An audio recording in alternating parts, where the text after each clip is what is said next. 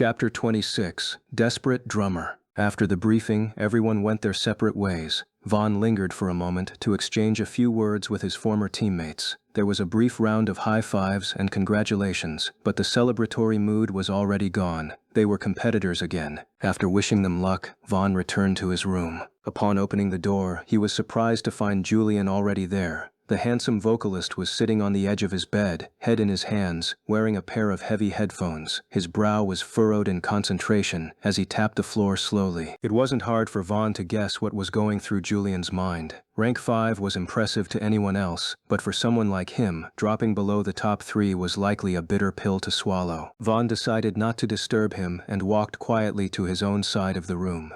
However, the movement caught Julian's peripheral vision. He pulled the headphones down and looked up. "Hey Vaughn." "Sup, man?" Vaughn replied, tossing his jacket onto his bed. "You've been busy these days." "Yeah," Julian acknowledged, rubbing his temples. "I was taking the group round preparations really seriously. We worked hard, but it's unfortunate it didn't work out the way I planned." Vaughn walked closer and gave him a reassuring pat on the shoulder. "It's no big deal, man. A 26 is still a solid score. You're promoting either way. It doesn't matter if you enter the mansion as number 1 or number 5, as long as you get through the door." Julian offered a weak smile, clearly not agreeing with the sentiment. It was a known fact. Rank determined screen time and admiration, and those determined fans which influenced votes. "Thanks," Julian mumbled. "And congrats. You got a perfect score with your group. That's really impressive. I didn't think anyone would score so high." Vaughn shrugged at the praise. "It wasn't a big deal. I had a great team, and we did an excellent job that needed doing. Now my focus is on the next round." "Right, the next round. Don't get too comfortable, Vaughn. I intend to increase the gap between us." "Haha, we'll see about that," Vaughn smirked. With nothing else to say, Julian slid his headphones back on, shutting out the world to dive back into his mental rehearsal. Vaughn climbed onto his own bed and grabbed his phone. He plugged in his earbuds, lay back against the pillow, and pressed play on To Fade Away. A haunting, melancholic piano melody filled his ears slowly. Then, the vocals kicked in.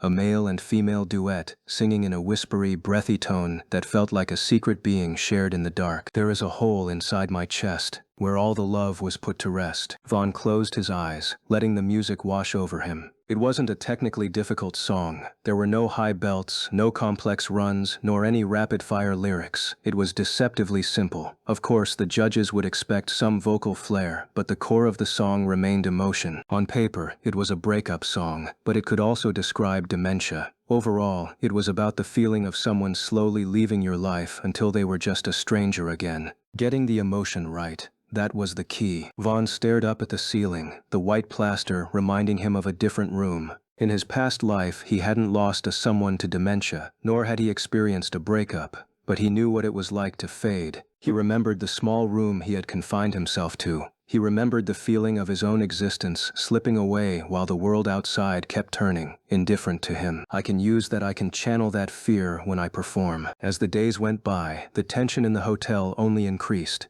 Vaughn and Julian weren't the only ones taking this performance seriously. The entire roster was on edge. The lower-ranked contestants were vocal about their displeasure, complaining that going first on day 1 gave them a disadvantage compared to the top 50 who had extra days to practice. But the producers didn't care. The industry wasn't fair, and neither was this show. On the evening of the second day, Vaughn had an unexpected visitor. He was alone in the room, playing a multiplayer mobile game to pass time when he heard a knock on the day. "Oof," Vaughn sighed. He couldn't pause the game as he walked over and swung the door open. Standing there, looking anxious as usual, was Connor. Vaughn hadn't really spoken to the drummer since their group performance. While they had good chemistry during that time, they weren't exactly close to warrant a casual visit. "Sup, man? Come on in." Connor stepped inside cautiously and took the seat Vaughn offered. "So," Vaughn said, leaning against his bed frame, "what do I owe the visit?" "I just needed your assistance with something." Vaughn raised an eyebrow, waiting. "Vaughn, you probably don't know this, but I really need this. Like, really need to qualify." "We all need this, Connor." "No, I mean I'm homeless, man. Before the show I was sleeping in the back of my friend's van. If I get cut, I have nowhere to go. I need to make it to the Star Mansion. If I make it, even if I get eliminated later, I'll have enough exposure to find gig work." Vaughn nodded slowly as he listened. "And thanks to you, Aura, and Sophie," Connor continued. "I'm currently rank 22. I'm right on the edge. If I slip up even a little bit in this solo round, I drop out of the top 24, and I'm gone. Okay, Vaughn finally said. And what do you need from me? I need your help, Vaughn. I need you to teach me how to sing. You're the one who discovered my drum talent. You're the one who led the team. I figured you'd be the best person to ask. Vaughn put down his phone on the nightstand. Teach you how to sing? Connor, the performance is tomorrow. I can't really teach you anything, and I'm not so good either. I know, Connor pleaded, but I don't need much. I just need to be good enough to not get a bad score. Vaughn looked at the drummer and saw the desperation in his eyes. Well, he said, standing up and stretching, if you put it that way, I can help you out. It's not a big deal. Relief washed over Connor's face so intensely he looked like he might cry. Thank you. Seriously, thank you. Don't thank me yet. You don't even know if I can help you, but let's begin. Show me what you got with that song. Chapter 27. To Fade Away. Vaughn didn't try to turn Connor into a vocalist in one night. He wasn't even able to do so, because he himself had a lot to learn in the first place. Instead, Vaughn remembered the same principles Zach had taught him back in Miami. Instead of trying to sing better, try not to sing badly. With that in mind, Vaughn helped Connor practice the piece they would be singing. They focused entirely on the core of emotion, which was said to be the main theme of this round. By the time they were done, late into the night, Vaughn could conclude that even though Connor didn't undergo a magical evolution, he would be able to deliver his performance with confidence at the very least. The atmosphere the next day was filled with pressure. It wasn't just the top 50 who were performing. Everyone regarded it as the biggest day of their lives. Today would decide whether they would move into the Star Mansion or be on a plane back home the next morning. The performances began as early as 7 a.m. from the 50th rank. By around 4:30 p.m., it was finally Vaughn's turn. Vaughn was currently backstage, pacing in the narrow hallway, waiting for the producers to signal him. Unfortunately for him, the setup was different today. He wasn't able to hear the scores of the others because he wasn't allowed to meet those who had performed before him until he was done. This was a big moment for Vaughn. He didn't just want to make the top 24. The system quest still waited for him. If he wanted to improve his stats, he'd need to make the top 5 at the very least. I don't even know how realistic that is, Vaughn thought, but I'll give my best and hope they're convinced. Vaughn Varley. His internal monologue was interrupted when Michael signaled for him to get to the stage. Vaughn took a deep breath, gave a small nod to the stage manager, and walked aboard. The stage was set differently this time. Instead of an empty auditorium, all the contestants that had performed before him sat on risers scattered at the back of the judges. It created an arena-like feel. All eyes were on him. Vaughn walked closely to the mic stand in the center. Hello, judges. I'm Vaughn Varley. How are you, Vaughn? Arya asked, leaning forward with a warm smile. You know this is the last day of Hollywood Week. How do you feel ahead of your performance? You nervous? Do you see yourself with us next week? Vaughn laughed a little, shaking his head. Honestly, I try not to think about all that, but I'm really excited for today. Wow. Excitement, Jax exclaimed, spinning a pen in his fingers. That's why we love you, Vaughn. Now let's see what you're up to. All the contestants sitting at the back clasped their hands together as Vaughn walked backward to perform. There was a grand piano set up in the center of the stage for participants who could play. If a contestant couldn't play, the production team would play the backing track. But Vaughn didn't want to waste his basic instrument mastery skill. He'd rather play the piano himself. As he sat down on the bench, he took in a deep breath. This was only the second time he was playing this instrument, with the first being a short practice session in the music room. But right now, it mattered much more. Vaughn looked at the judges and the audience and activated resonance. He could already see freckles of light touching them, a visual representation of his skill reaching out to connect with their psyches. His memories went deep, diving into the well of his previous life. He used emote to project the profound sadness of his past isolation. He began with the slow, melancholic opening. There is a hole inside my chest, where all the love was put to rest. Memories and promises now fading away. You were the one that I gave all my trust. You were the one that I loved the most. The whole hall fell silent as Vaughn sang the opening with a soft, breathy voice. To them, it was like the song called to them, inviting them to know more. Even though they've all heard this song several times today, something felt visceral about this one. Vaughn was ignorant of the mood everyone fell into. He was immersed in the song, his fingers finding the keys with a natural fluidity as he increased the rhythm. 'Cause I gave my heart to you, to keep until you walked away. From me, from us. And now, I watch you leave and fade away. As he finished the last line of the chorus, Vaughn himself was starting to get emotional. His eyes became moist, the lyrics blurring slightly in his mind. He allowed the beat to fade, letting a heavy silence hang in the air for a breath, before his fingers found the keys again, bringing the melody back with a slower tempo. There was a time when you loved me the most, but here is a wall between us now. Colors are turning into the gray. Silence has grown to fill the room. Through the door I used to search for a light. I looked for the one I used to know. When the change came around to take you away, I remember the way that you looked at me. Vaughn's eyes were tightly closed, fully immersed in the feeling of loss. He increased the pace of his fingers as he delivered the chorus. And I gave my heart to you, to keep, until you walked away. From me, from us. And now, I watch you leave and fade away. Vaughn didn't move. He held the final chord, letting the vibration of the piano hum through his fingertips until it died out completely. He was so lost in the performance, so deep in the memory of his own loneliness, that for a moment he forgot he was on a stage. He blinked, surprised to find a tear tracking down his cheek. He quickly wiped his eye and stood up, walking to the front of the stage to give a small bow. For a second, there was silence. Then, a wave of applause erupted from the audience behind the judges. After the noise died down, Aria was the first to speak. She had a teary face and a soft smile. "I don't know," she began, "but I think we can all agree that this song hit us harder when Vaughn performed it." There were a few chuckles here and there, but most people nodded solemnly. "Truly, Vaughn," Aria continued, "that was special. You made me feel a very specific type of heartbreak. The emotion you sang it with, gosh, it felt like you wrote it yourself." Vaughn smiled in relief. "Thank you." Jax leaned into his mic. "It would be a bummer if we don't see you in the Star Mansion. You're one special kid." Everyone knew those were big words coming from a judge. Some contestants at the back felt a pang of jealousy, but looking at the performance they just witnessed, they had to agree. Rex adjusted his glasses. "All right, let's see how many points you're getting on the deciding day." The room went silent. The judges moved their styluses across their desks to input their scores, and the next few seconds were heavy as they all anticipated the score. Aria, 10. Jax, 9. Rex, 9. Total, 28 A loud cheer came from the contestants after seeing the scores. Regardless of how anyone saw it, a 28 was a massive score. To Vaughn, it meant that it was mathematically impossible for him to fall out of the top 24. He made it! He left out a breath he didn't know he was holding. However, it didn't give him any assurances on where he'll fall in the top 24 for his quest. "Great job from you, Vaughn." Rex nodded. "We'll be wishing you the best of luck on the rankings." "Thanks." Vaughn bowed slightly to show appreciation. He was directed off stage, but he didn't go back to the holding room. Instead, he had to join the rest of the contestants on the risers behind the judges to watch the rest of the show. For the next hour and 30 minutes, Vaughn watched the rest of the top 10 climb the stage and perform.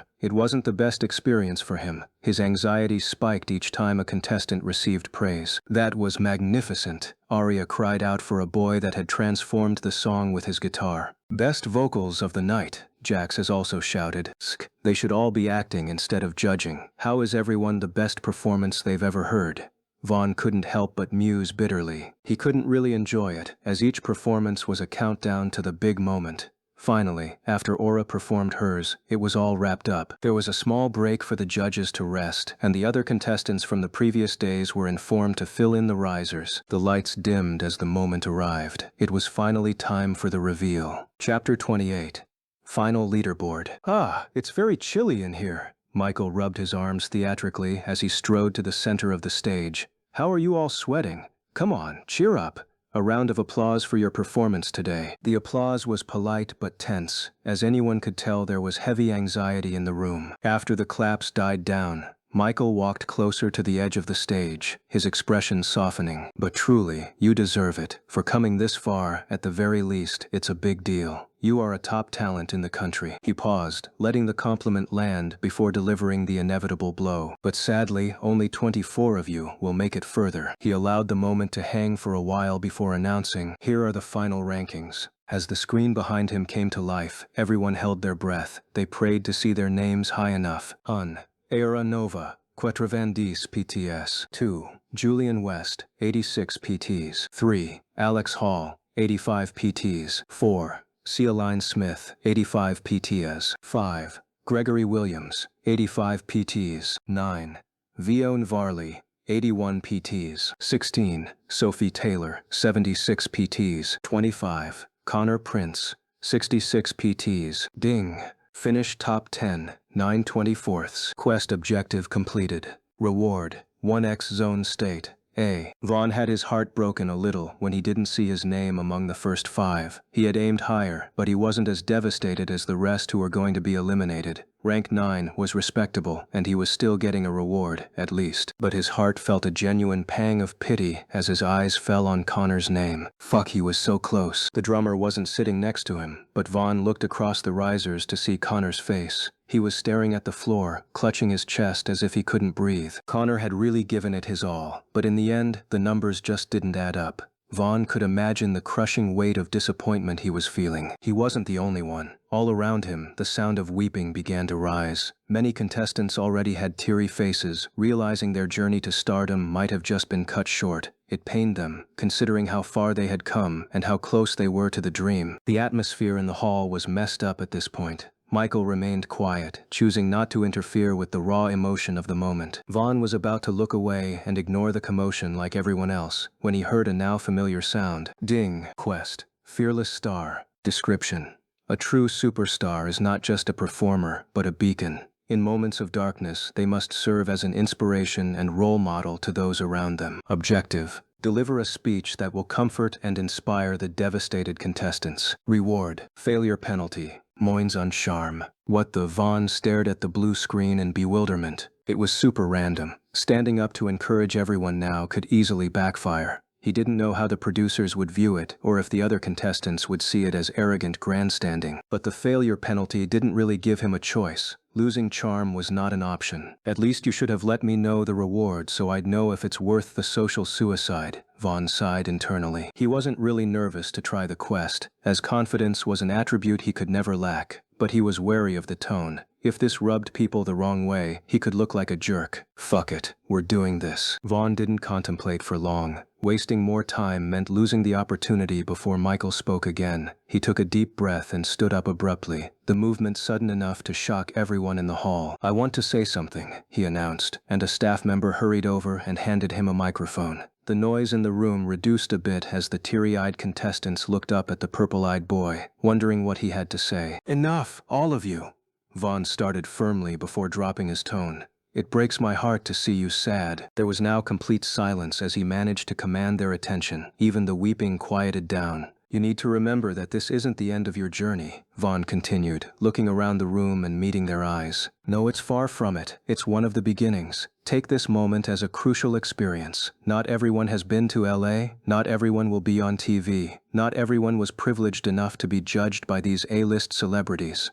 Not everyone had the chance to face off against the best vocalists in America, but you all did. You all had that chance, and that's something to be grateful for. Even if you're disappointed about losing, I know your pain, and I can tell you, regardless of how painful it is, it's normal. Losing is a part of life. But if there's anything I've learned in my own life, it's that it's never too late. Vaughn was being pure as he talked, and everyone could feel the sincerity radiating from his voice. His words were making them think, reigniting the flame that disappointment had almost snuffed out. Now, I want you all to celebrate this last moment with your eyes on the future. Let this be a moment you talk about with a laugh years from now. Let this be a stepping stone to make your futures burn brighter. Don't let this define you, let it refine you. Vaughn increased his voice once more. If you want your wins to be greater than your losses, all you gotta do is believe. Believe in yourself, and you can change anything. Vaughn let out a long exhale as he finished the last sentence. He looked around one last time. That's all I have to say. He returned the mic to the stunned staff member and sat back down. There was no awkward silence. Instead, a slow clap started from the back, then grew. Soon, everyone was clapping for him. Even the contestants who had qualified felt a surge of confidence and joy as the words rang in their heads. You can change anything. No one believed those words on a normal day. But the conviction Vaughn had declared them with, like he was talking from a personal experience, gave them all a chance to dream again. Michael nodded slowly, impressed. Wow, that was really inspiring, even to me. And you know what? He's not wrong. All Vaughn said was facts, so it's left to you on how you'll use his words. Michael held a silence, letting the new, lighter mood to settle before he dropped the final bomb. To everyone that fell outside the top 24, pack your bags. You'll be leaving first thing in the morning. He held the microphone closer. And I'd also love to announce that the show will begin airing starting tomorrow. We'll keep you updated. Chapter 29, Star Mansion. As the stage lights dimmed and the production crew left, the room devolved into a mix of hugs, tears, and frantic exchanges of contact information. Vaughn remained seated for a moment, letting the adrenaline of his speech fade. He hadn't planned it, but seeing the quest completion screen hovering in his vision confirmed he had made the right choice. Ding! Deliver a speech that will comfort and inspire the devastated contestants. Quest objectives completed. Reward. System upgrade. Alert. Conditions not met to initiate upgrade. Vaughn swiped the screen away with a mental command. He didn't know what the upgrade would do to him or the system, but it was welcome as long as it improved him. Now I have to wait until I somehow meet those conditions. Vaughn. He turned to see Connor standing there. The drummer looked exhausted, but the devastating panic from earlier had settled into a somber acceptance. Vaughn stood up immediately. Connor. That speech, Connor said slowly, running a hand through his messy hair. I think I needed to hear that. I felt like my life was over for a second there. Vaughn placed a hand on his friend's shoulder. It's not over. You have the skills, man. So, go become big. Connor nodded, forcing a small, crooked smile. Yeah, I'm gonna go back to my friend's van for a bit, maybe look for some session work, but thanks. For the coaching, for everything. Don't mention it, Vaughn said softly. Best of luck with the future. Connor's eyes widened slightly as genuine hope returned to them. Thank you, and you better win this thing, Vaughn. I'm rooting for you. Hehe, I'll do my best. They exchanged a firm hug, which served as a final goodbye between comrades in arms, before Connor turned and walked toward the exit where the eliminated contestants were gathering. Vaughn watched him go, feeling a strange heaviness. This was the reality of the industry. For every star that rose, 100 others faded into the background. Touching. Even though Vaughn had only heard the voice once, he didn't need to turn around to recognize it. A blonde girl walked up beside him, her arms crossed over her chest. Was that speech rehearsed? Celine asked in a neutral tone. Or just a very convenient moment of improvisation? Vaughn raised an eyebrow at the girl. Does it concern you? It obviously does for me to ask you, she responded in a cocky tone, flipping a strand of hair over her shoulder. Well, I have to give it to you. That was a smart move. You've secured the leader narrative before we even entered the house. I underestimated your game sense. Vaughn chuckled at her words, but there was no warmth in it. He looked her up and down with dismissive boredom. I don't need your analysis, and I definitely don't need your praise, Vaughn said coldly, stepping past her. Get lost. As he walked away, Celine wasn't hurt by the disrespect. Instead, a mischievous grin formed on her face as she watched his retreating back. I see what game you're playing, Vaughn, she whispered to herself. But when the dust settles, I'll be the last one standing. The next morning, the separation wasn't kind. At 8 a.m., 2 vehicles arrived at the hotel entrance. One was a generic shuttle bus destined for the airport. The other was a sleek black luxury coach with tinted windows and the show's logo plastered on the side. Vaughn stood with his travel bag, watching the shuttle bus pull away first. He saw Connor waving from the window, his face pressed against the glass. Vaughn raised a hand in return, watching until the vehicle turned the corner and vanished into the LA traffic. All right, top 24, load up, a producer shouted, clutching a clipboard and checking names off a list. Vaughn went aboard the vehicle. The interior was plush, with leather reclining seats and blue mood lighting that made the space feel more like a nightclub than a bus. But despite the luxury, the atmosphere was stiff. Most of the 24 survivors were eyeing each other, analyzing the competition. Vaughn found a seat near the back. He leaned his head against the cool glass, watching the palm trees blur past as the bus hit the highway. They drove for an hour, winding up into the Hollywood Hills, climbing higher and higher until the city of Los Angeles looked like a circuit board spread out below them. Finally, the bus slowed as it approached a massive iron gate. Welcome home, the driver announced. The gates swung open, revealing the Star Mansion. It was ridiculous. That was the only word for it. It was a sprawling, modern compound of glass and white stone, perched on the edge of a cliff. There was an infinity pool that looked like it dropped off into the sky, a massive outdoor lounge, and enough bedrooms to house an army. But as the bus parked and Vaughn stepped out, he noticed something else. Cameras. They were everywhere. Robotic pan-tilt-zoom cameras mounted on the walls, cameramen with heavy rigs jogging to catch their arrival, and GoPros tucked into plant pots. Okay, cut. Let's get that exit again, but with more energy. Smile like you won the lottery, a director yelled through a megaphone. What the fuck? Vaughn almost questioned outwardly, but had to do as said with a resigned sigh. He grabbed his bag again and plastered a fake smile on his face, stepping off the bus for the second time. Once inside, the glamour faded into bureaucracy. The group was ushered into a holding area where they were briefed on strict procedures. They were made to sign a thick stack of documents, including an NDA that ensured they weren't allowed to reveal song choices, elimination results, or production secrets to outsiders. The penalty for leaking information was a lawsuit that would bankrupt them 3 times over. After the paperwork was signed, they were finally assigned their rooms. Vaughn looked at his key card. Room 4. He walked down the hallway and pushed the door open, finding himself in a spacious room with 4 beds. Luckily for him, Julian remained his roommate. I call dibs on the first bed, a slightly plump man called out with a grin, rushing past Vaughn. He dumped his suitcase on the mattress closest to the window and flopped onto it face first. Vaughn found his behavior strange. No one was dragging them with you. Oops, the man sat up, covering his mouth dramatically. But it's mine anyway. I'm Max, rank 19, he said, spreading his hands outstretched like a game show host. Vaughn Varley, Vaughn replied shortly, dropping his bag on one of the remaining 3 beds. Julian walked over to the boy and took the hand which Vaughn had ignored. I'm Julian, rank 2. Nice to meet you. Max's grin widened as he held on to Julian's hand for a little too long. Rank 2, wow. He finally let go, and Julian turned away to pick his bed. The last guy in the room was slightly more mature. He had shaggy black hair that hung low over his forehead, covering his eyes in a way that made him look brooding. He didn't bother with an introduction. He simply walked to the last remaining bed, threw his duffel bag down, and sat on the edge, pulling out a pair of headphones. They all recognized him anyway. He was Alex Hall, the number 3 contestant on the leaderboard. Vaughn narrowed his eyes, remembering the stats from when he used Inspect back at the hotel. Name: Alex Hall. Vocals: B+. Skill: audio-visual projection. A. Description: a rare auditory phenomenon. When the user sings with intense emotion, they can induce mild hallucinations in the audience, making listeners see the imagery within the lyrics. The skill still surprised Vaughn. He hadn't seen such a skill before. It almost felt supernatural, and Vaughn knew this guy was going to be a serious contender. If Alex could make the audience hallucinate during a performance, he was dangerous. Vaughn ignored the awkward silence filling the room and grabbed his toiletries. I'm going to shower. The shower was less of a refresh and more of a battle for privacy. Vaughn had barely turned the water on when a knock rattled the door. Hey Vaughn, you in there?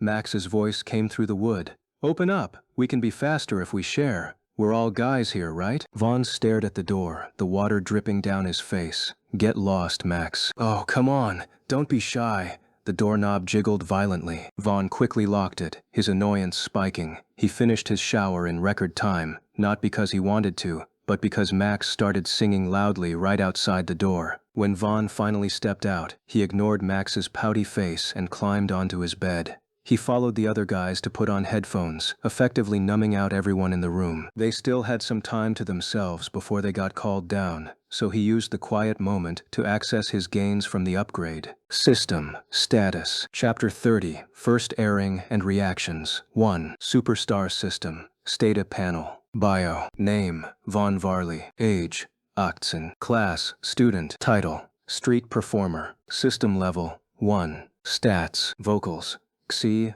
5300ths. Composition: F. 0 deuxième. Charm: C. 0 centième. Willpower: C. 0 300ths. Progression: Skills: Basic Instrument Mastery, Resonance D, Emote D-. EXP: 0. Current Fans: 57. Quests: 0. Star Shop: 6 vouchers, 1x Zone State, That was all the upgrade had done for Vaughn. He was now able to level up some skills individually. Vaughn wasn't really fond of it, primarily because it opened up another paths for his EXP to be spent. It felt like a money pit, and he couldn't really consider investing in it now until he got a substantial influx of EXP. Swiping away the panel with a mental command, Vaughn opened his phone to indulge in some games. He had considered giving Zach a call to let him know he was safe, but the idea died quickly after remembering the strict confidentiality policy. It was better to stay put and silent until the show aired, lest he give the producers a reason to void his contract. At 7:55 p.m., the producers gathered everyone in the massive living room. The space was designed for cinema, a plush, U-shaped sectional sofa large enough to seat 30 people wrapped around a coffee table littered with untouched snacks. A gigantic 85-inch television dominated the far wall, glowing with the Cloudairy Channel countdown logo. "All right, everyone," Michael called out, flashing his trademark bright smile as he leaned against the doorframe.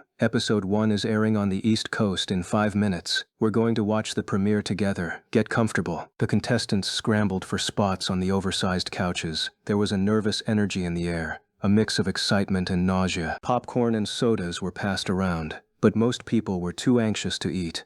This was it. The moment they would find out how the world will them. Vaughn sat on the armrest of a sofa near the back, crossing his arms. He was curious to see how much of his initial audition they would keep. While he hoped to get enough screen time to boost his fame, he wasn't deluded enough to be convinced he was the star of the show yet. After all, looking around the room, he knew he was among the weakest singers of the 24. He had only come this far as a result of favorable conditions and smart tactics. The screen came to life, and the volume boomed through the surround sound speakers. Dramatic orchestral music swelled as the screen flashed with high-contrast images of Chicago, New York, Los Angeles, and Miami. Raim, Fitam, Guinandi, Sporan Durse, Wadamandoe, Nan, Shindium Kam, Guremundan, Damagate, Funlandam, Sinanetsun Binging Door. Fast cuts of contestants crying, falling to their knees and hugging their families flashed by. Thouinans Haimin, only one will rise. The logo exploded onto the screen in gold and diamonds. Project Star, Season 5.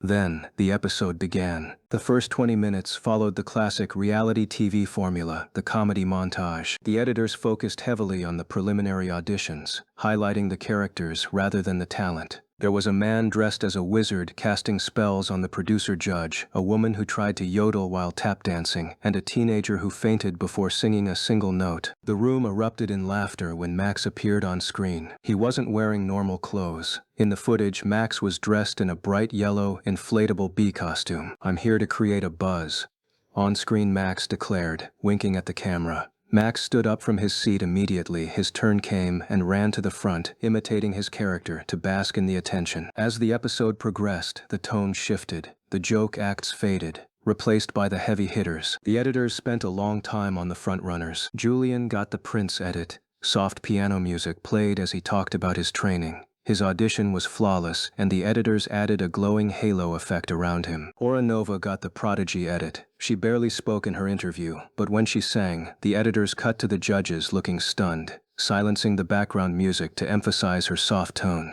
Many of the other top dogs were also fortunate to get shown a lot, and no one could say they didn't deserve it. In some scenarios, some only earned screen time because of their touching backstory. Vaughn couldn't be less bothered about those ones, because a majority of them had already been eliminated before the voting rounds. He was only interested in seeing himself on screen, and he finally did. Just when the episode was about to end, Vaughn's face appeared. It was the callback audition, but some contestants had a history with the judges. On screen, Vaughn walked into the room. The editors had color-graded the scene to look slightly darker, more intense. "You!" On screen, Rex Sterling slammed his hands on the table, standing up in a fit of rage. The camera zoomed in on the CEO's eyes, making him appear even more furious than Vaughn imagined. Then it cut to a close-up of Vaughn's confused face, and in a slight way he seemed nonchalant. It was quickly cut to another scene. "So you're here because your sister told you that you can sing?"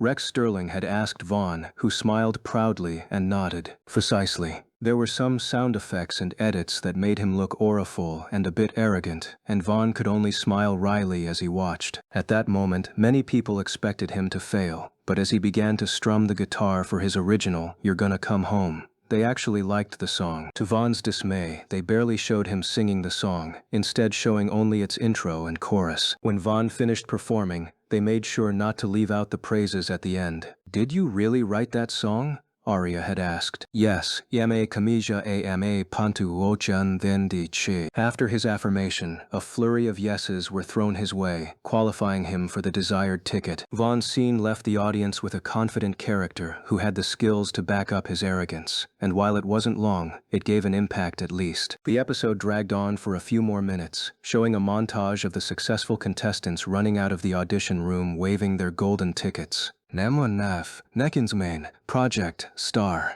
A teaser played, showing tears, an ambulance siren, and contestants getting off a plane. "I'll see you in Hollywood." The credits rolled over a slow-motion shot of the golden ticket spinning in the air. Chapter 31. First airing and reactions. 2. From homes, bars, restaurants, and even at work, millions were tuning on to the now-aired episode. The comeback of Project Star was trending globally. In a cramped apartment in Seattle, the rain tapped a steady, melancholy rhythm against the single-pane window. A girl sat on a worn-out sofa, casually watching the episode while eating instant noodles. But when a certain song started playing, her fork froze halfway to her mouth. As she listened to the acoustic guitar intro, she had to sit up and pay more attention to confirm she didn't hear wrongly. She grabbed the remote and rewound the live feed. "Did you really write that song?" "Yes. Me camilla amem punto llave derecha." Those words rang in her head one more time before she clasped her mouth in shock and ran inside the only other room in the apartment. A young man with long, greasy hair and a pair of glasses had his back hunched over his laptop. Books and crumpled papers were scattered around him as he studied. "Noah, you have to see this." Noah looked up from his laptop and fixed her with a deadpan stare, trying to see what was in her hands through his smudged lenses. He didn't look happy. His eyes had deep bags, and his long hair was a messy nest.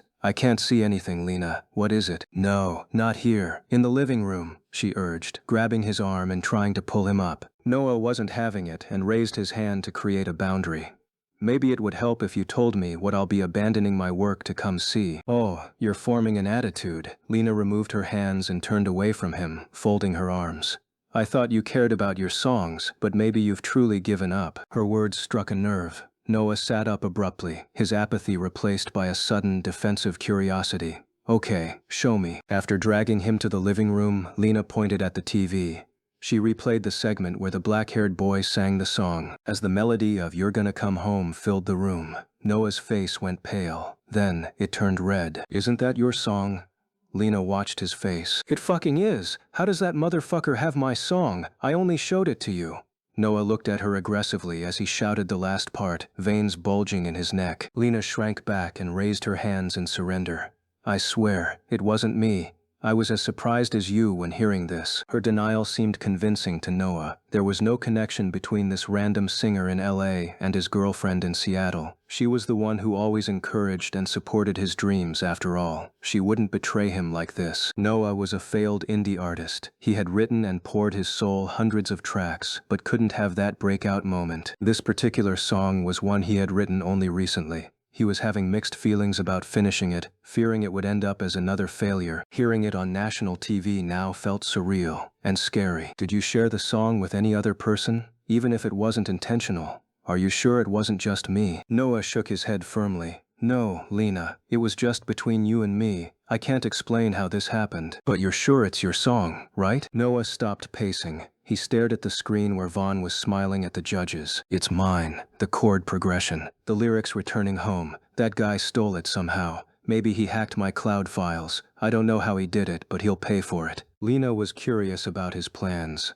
"So what do you plan to do about it?" Noah's expression shifted. The rage cooled into something colder, more calculated. A sinister glint appeared in his eyes. "I'll sue him, of course," Noah whispered. "But not now." "Why not?" "Because right now, he's nobody. If I sue him now, the show will just disqualify him and bury the story, and I get nothing meaningful. An evil smirk touched his lips as the plan formed in his mind. I'll wait. I'll be lucky if he releases it and it does well. If he wins, it'll even be better. Either way, I can sue him for the royalties, the damages, everything. We let him bake the cake, Lena, and then we eat it. Lena didn't fully understand the legalities, but she smiled, relieved he wasn't yelling anymore. Meanwhile, all around America, and other parts of the world, there were far more positive reactions to the premiere. The media machine was already churning with releases. Editors at major publications were scrambling to get their reviews out first, sensing that Project Star was going to dominate the news cycle for the next months. A famous newspaper known as the Entertainment Chronicle had released a digital front-page article just minutes after the credits rolled. Project Star returns. The Titan awakes. After a 2-year hiatus that left a void in the reality television landscape, most fans were skeptical when Panther Network announced that the greatest reality singing show in America, and arguably in the world, was back. And fans from across America and the world who had anticipated the airing had their high expectations met within the first 10 minutes. Episode 1 dropped tonight, and it was nothing short of a piece of art. It is also important to highlight the effort that was put into the show. It had become clear to us that the budget had been tripled. But a show is only as good as its cast, and the producers have delivered. The statements released by the network regarding a new era were not hyperbole. The celebrity judge panel is stacked with industry royalty. Rex Sterling, the ruthless CEO of Cloudberry Holdings and the only returning judge from the previous season, is now joined by 11-time Grammy winner Aria Diana and the legendary former lead singer of Crimson Haze, Jax Ryder. Everyone was expecting a lot from this premiere, and it didn't disappoint. From minor talents stealing the show to famous figures carrying their flame into the spotlight, the episode had everything. Excitement, tension, and mystery. The producers had previously announced their confidence that this season would be their best ever, citing the unprecedented quality of the contestants. Tonight, that claim was verified. The talent pool is deep, diverse, and hungry. Hence, everyone is already going crazy over waiting for more episodes. The articles were very correct about the hype surrounding the show. If one were to open the social media platform X, they would see that the timeline had been completely consumed. As it stood, Project Star was the most discussed event on the platform, trending above global politics and sports. The discourse was a chaotic mix of stans, haters, casual viewers, and trolls. Two-Piece ain't ending. I can't believe Project Star is back. Now I have something else to watch other than anime. Nay, harem only, please. Who the fuck watches that shit? You a girl or what? At Two-Piece ain't ending. Go watch some real content. Cultured Taoist 127. I agree with at Two-Piece ain't ending. I'm a grown man, but I stayed up late until the show aired in my country. That shit is peak, fellow Taoist. The cultivation of talent in this batch is high level. Junior sister Celine has reached the heavenly realm of vocals. I love Cucumber. We should be talking more about this year's contestants. Did anyone notice Julian? Isn't he Rayan West's son? He looks exactly like him. I need his photogram immediately. Baby Daddy 69. Isn't everyone his son these days? That man has up to 15 baby mamas from what I heard. My man's a legend. Aura's biggest fan. Forget that Nepo baby. Did any of you see Aura? Her voice is gorgeous. OMG. She literally didn't even have to try. From the way the judges looked at her, she's the winner. Pack it up, everyone else should go home. The real Burger King. At Aura's biggest fan, you changed your username for her already. Well, I'm not into any of these characters, but Vaughn stood out to me. His confidence shows he's a Sigma Alpha. He didn't even flinch when Rex yelled at him. That's the energy we need. Moon Jin-woo.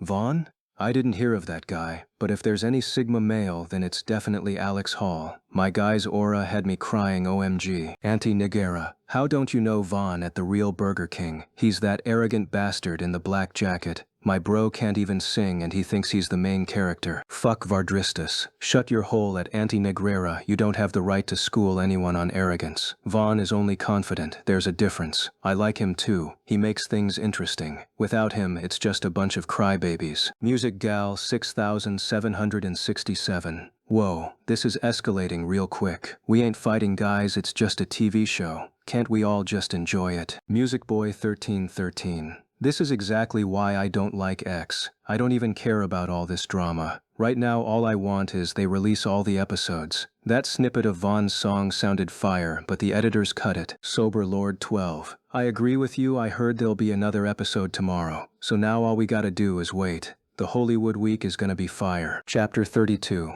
After Effects. The official post from the project, Star account on X, had already racked up 15 million views, 19K comments, and 22K retweets in just a few hours. With the relentless effort the PR team was pouring into the hashtags, it was clear this was only the beginning. The machine was awake, and it was hungry for content. The contestants were the ones most affected by this sudden tsunami of attention, especially those who had received decent screen time. To them, this moment felt like overnight fame in its purest, most intoxicating form. Those with active social media accounts woke up to find their follower counts blowing up, their DMs flooded, and their old photos being dissected by strangers. Monday, March 4th, 2019, 11:41 a.m. Vaughn stretched as he stood up from the bed, his black hair messy from sleep. He had a giant smile on his face. He had slept peacefully, knowing full well what would greet him upon waking. Without wasting a second, he issued the mental command. Status. The purple panel materialized instantly. Acquire 100 loyal fans, 100 100ths. Milestone rewards, plus 300 EXP, 2x Star Shop vouchers. Acquire 500 loyal fans, 212 500ths. Reward, plus 400 EXP. Vaughn was genuinely impressed. 200-plus loyal fans from a single episode where he barely got 3 minutes of screen time kept him hopeful. As more episodes aired, he would have more opportunities to harvest EXP, increase his vocals stat, and finally stand a real chance of winning against monsters like Julian and Aura. Not bad, he muttered to the empty air, dismissing the screen. What isn't bad? Vaughn turned to see Julian sitting on the opposite bed with a tablet in his hand. The golden boy of the show was wearing expensive silk pajamas and looking effortlessly perfect even in the morning. Vaughn realized he had been staring into space with a grin on his face. The thought of the cameras mounted in the corners of the room made him cringe internally. Great. Now the editors are going to use a clip of me talking to ghosts. He shrugged his shoulders, recovering quickly. Nothing. Just talking to myself. Trying to manifest some good energy. Manifesting works. Julian nodded sagely. Vaughn decided to pivot the conversation before Julian questioned him more. So how's the fame treating you? I saw your name trending on X last night. Julian let out a nervous chuckle, rubbing the back of his neck. I'm used to some attention because of my dad, unfortunately. But I guess yesterday was special because it was all about me. My photogram gained over 5,000 followers overnight. Vaughn raised an eyebrow. 5,000. That's massive, man. Congrats. He felt a twinge of jealousy. It was unfortunate he didn't have any active social media outlets to capitalize on this. The show's strict contract forbade contestants from creating new accounts or engaging with fans until they were eliminated or won. If he had an Instagram right now, he might have had it easier to gain fans. Thank you, Julian responded with humility that seemed genuine. He returned his attention to the tablet. Where are the others, by the way? Vaughn asked, glancing at the empty beds. Max's bed was a disaster of clothes, and Alex's looked like no one laid on it. They had been informed by the staff earlier that this week was a decompression week. They were encouraged to have fun until Sunday when they'll start with makeup and interviews. Oh, I think Max is playing tennis in the game center, Julian said without looking up. I don't know where Alex went. Probably didn't even sleep here. I see. Vaughn's ears had perked up when he heard Game Center. He was a sucker for video games in his past life, and he didn't think the passion had faded in the slightest, so it was something he considered seriously. I'll catch you later, Vaughn said, grabbing a towel. He decided to complete his daily quest at the gym first, before having his moment for pleasure. 2 hours later, after a shower and a quick lunch, Vaughn found himself standing at the double doors of the Star Mansion arcade. He expected it to be empty, or maybe just Max and someone else playing tennis. Instead, he walked into a war zone. Left. Guard your left. She's charging. No, use the ultimate. Max, you idiot. I can't. She's too fast. Vaughn blinked in surprise. About 15 contestants were gathered in the center of the room, crowded around a massive 4K TV hooked up to a console. 11 of them were cheering, screaming in terror as they watched the screen. On the couch sat Max and a guy Vaughn learned was called Trent. They were gripping their controllers with nervousness as sweat beaded on their foreheads. It looked like they were being tortured, but the reason was unexpected to Vaughn. Opposite them, sitting alone in a beanbag chair, was a girl with unique blue hair he couldn't forget.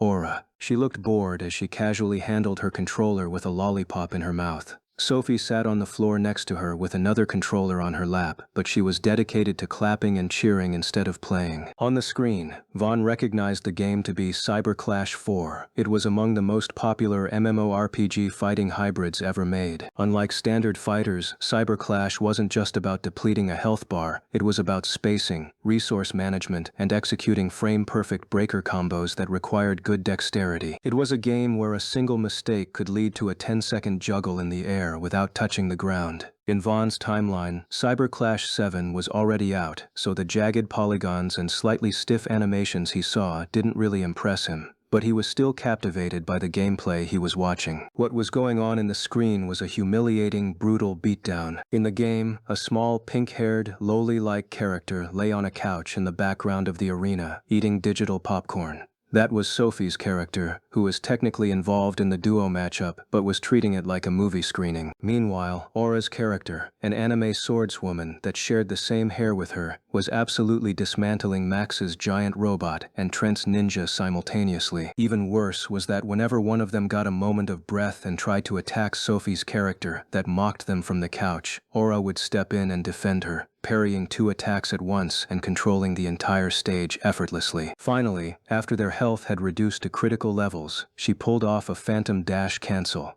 She blurred across the screen, slicing through both robots in an X-shaped pattern. KO. Final winner. Players 1. Aura/Sophie. No!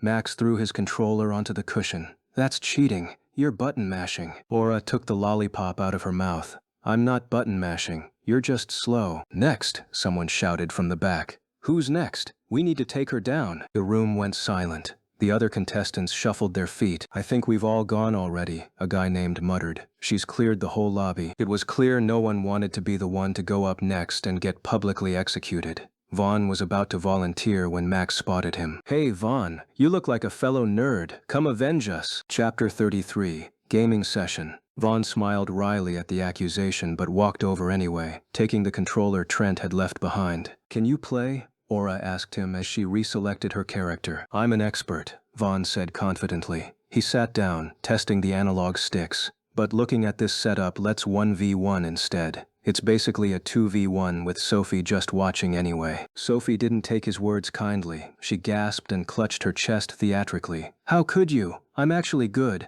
I just didn't think I had to help because Aura had it handled. Vaughn did not believe the claim for a second, but she reinstated her position with a pout. All right, I'll play well this time, as long as you're as good as you claim. Fair enough, Vaughn muttered. He scrolled through the roster. He ignored the meta characters. Instead, he stopped on a joke character. Pandemonium. It was a fat panda, wearing a torn karate gi. A panda? Max's voice interrupted Vaughn with a dragged, exaggerated sigh. We're doomed, man. Why would you pick the mascot? Vaughn just smiled. Even though he had to admit Aura was good, he still felt confident of winning easily. Back in his former life, during the years he was bedridden, he was among the only 1,000 Grandmaster players in his region. He even had the chance to win money through a live tournament, but his health didn't permit him to travel. This was his home turf. Ready? Always. The countdown began. 3, 2, 1. Round 1.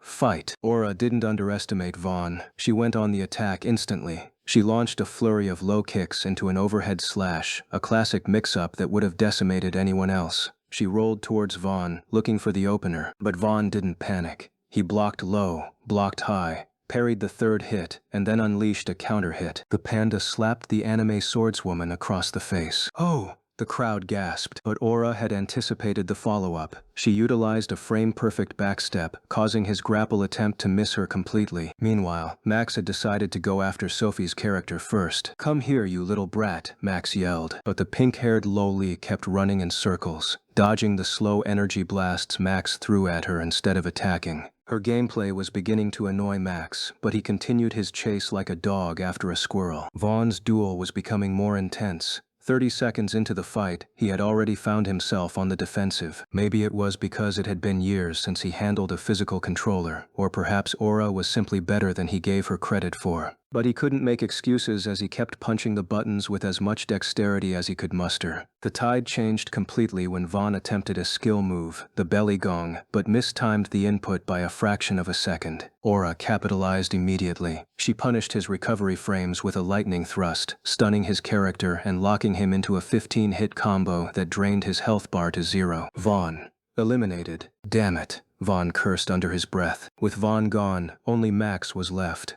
Vaughn had to count on the unserious guy to somehow do the impossible against an almost full-health Aura. Meanwhile on the screen, Max's robot kept on aimlessly chasing the lowly like an idiot, and he couldn't shoot her from range because all his shots kept missing. "Max, fuck, at your back," Vaughn shouted. Before Max could reply to Vaughn's warning, Aura had sneaked in on him, her rapier blurred, decimating his robot from behind with a flurry of attacks. KO. Round 1 winner. Players 1. Aura/Sophie. Vaughn could only bite his lip in embarrassment as he began the next round. He leaned over to Max. "Ignore Sophie. She's bait. Let's double team Aura." "Got it." Round 2.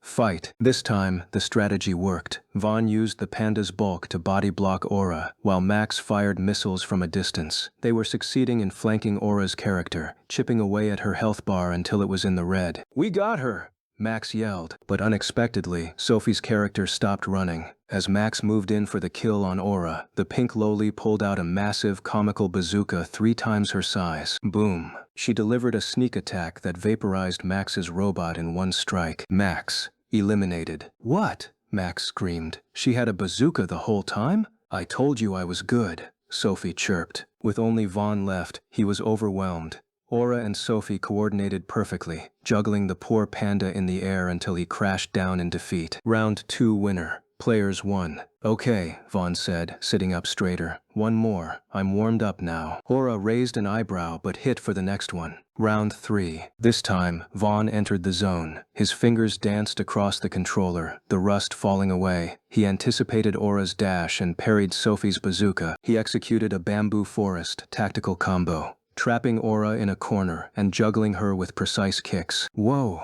look at his fingers," someone whispered. Vaughn finished off Aura with a perfectly timed ultimate attack, throwing flaming punches like he was dancing. Aura. Eliminated. Sophie panicked. Without her protector, the lowly character was helpless. Vaughn made easy work of her, body slamming her into the ground. Round 3 winner. Players 2. Vaughn/Max. With the first victory over Aura in the gaming center, excitement rose among everyone. The crowd roared. Max high-fived Vaughn so hard his hands stung. They all cheered Vaughn to stage a comeback. "Okay," Aura said as her eyes narrowed and she leaned forward.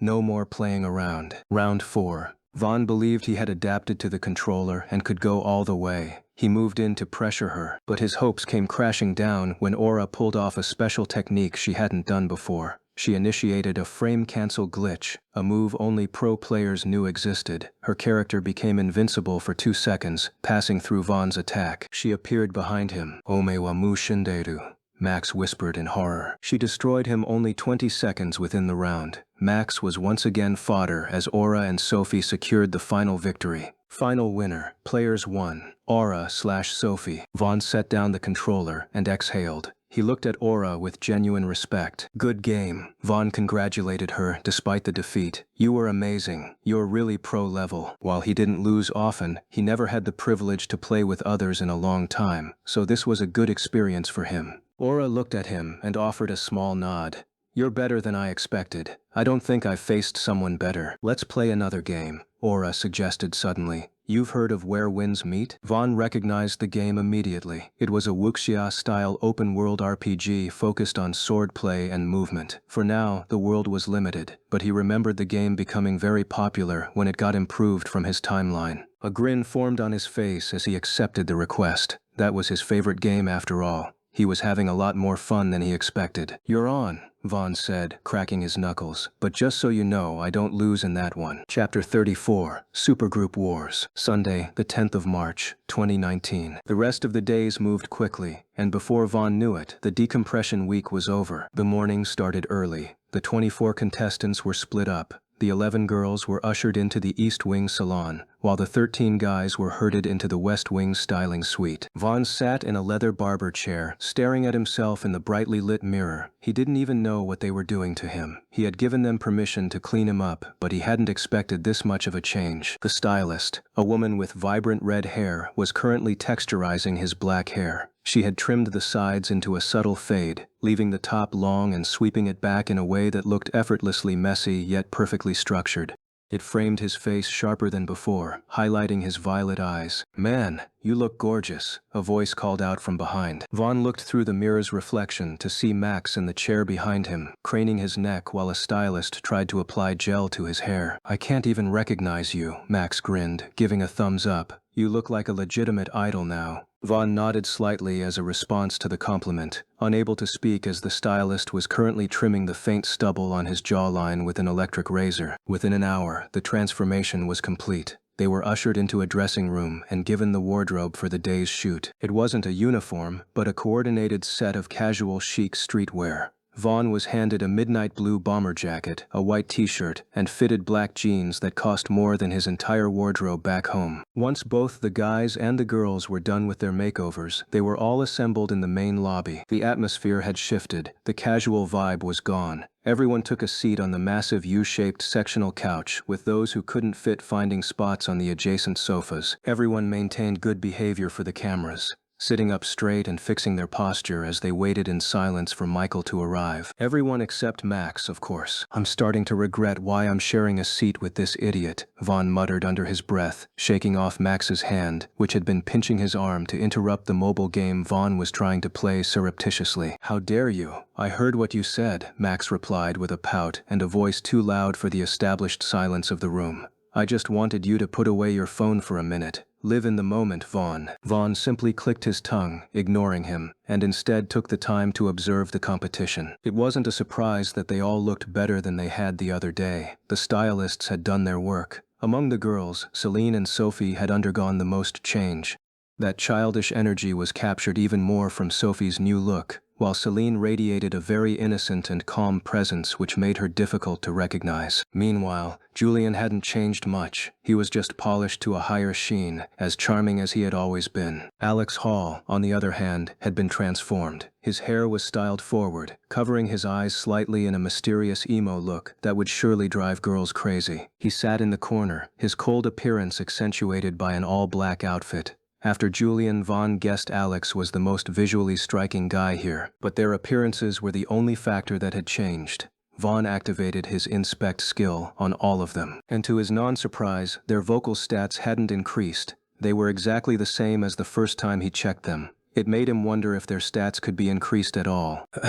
Michael's voice broke the silence and pulled Vaughn out of his internal monologue. The host stood at the center of the room, looking dashing in a charcoal suit, all eyes focused on him, expecting the theme of the next round. "You're all looking very lovely, I must say," Michael smiled, looking around the room. "I'm a little jealous. I might need your stylist's number." There were light chuckles from the group, easing the tension slightly. "So, I'll cut straight to the chase," Michael continued, his face turning serious. "You've all had some time to rest. I realized you all spent that time really well and bonded. Great work. But now, your break is over. Not all of you will be staying in the Star Mansion until the show is over, and the cut begins now." Everyone held their breath. "You've all had your fair share of a group performance from Hollywood Week," Michael announced. "For this round, you'll be applying that spirit of cooperation that you've showed. This round is officially titled the Supergroup Wars. Everyone is familiar with the concept," Michael continued over the murmurs. "But here, you won't be needing your instruments. Instead, you will be performing with choreography." Vaughn closed his eyes.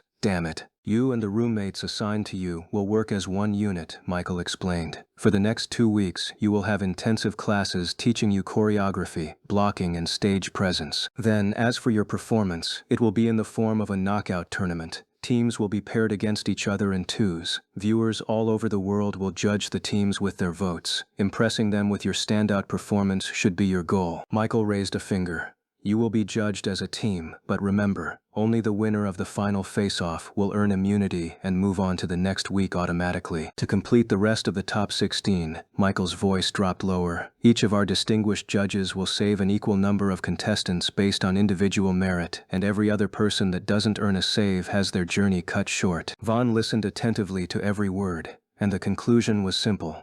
He was truly cooked. He had never danced before.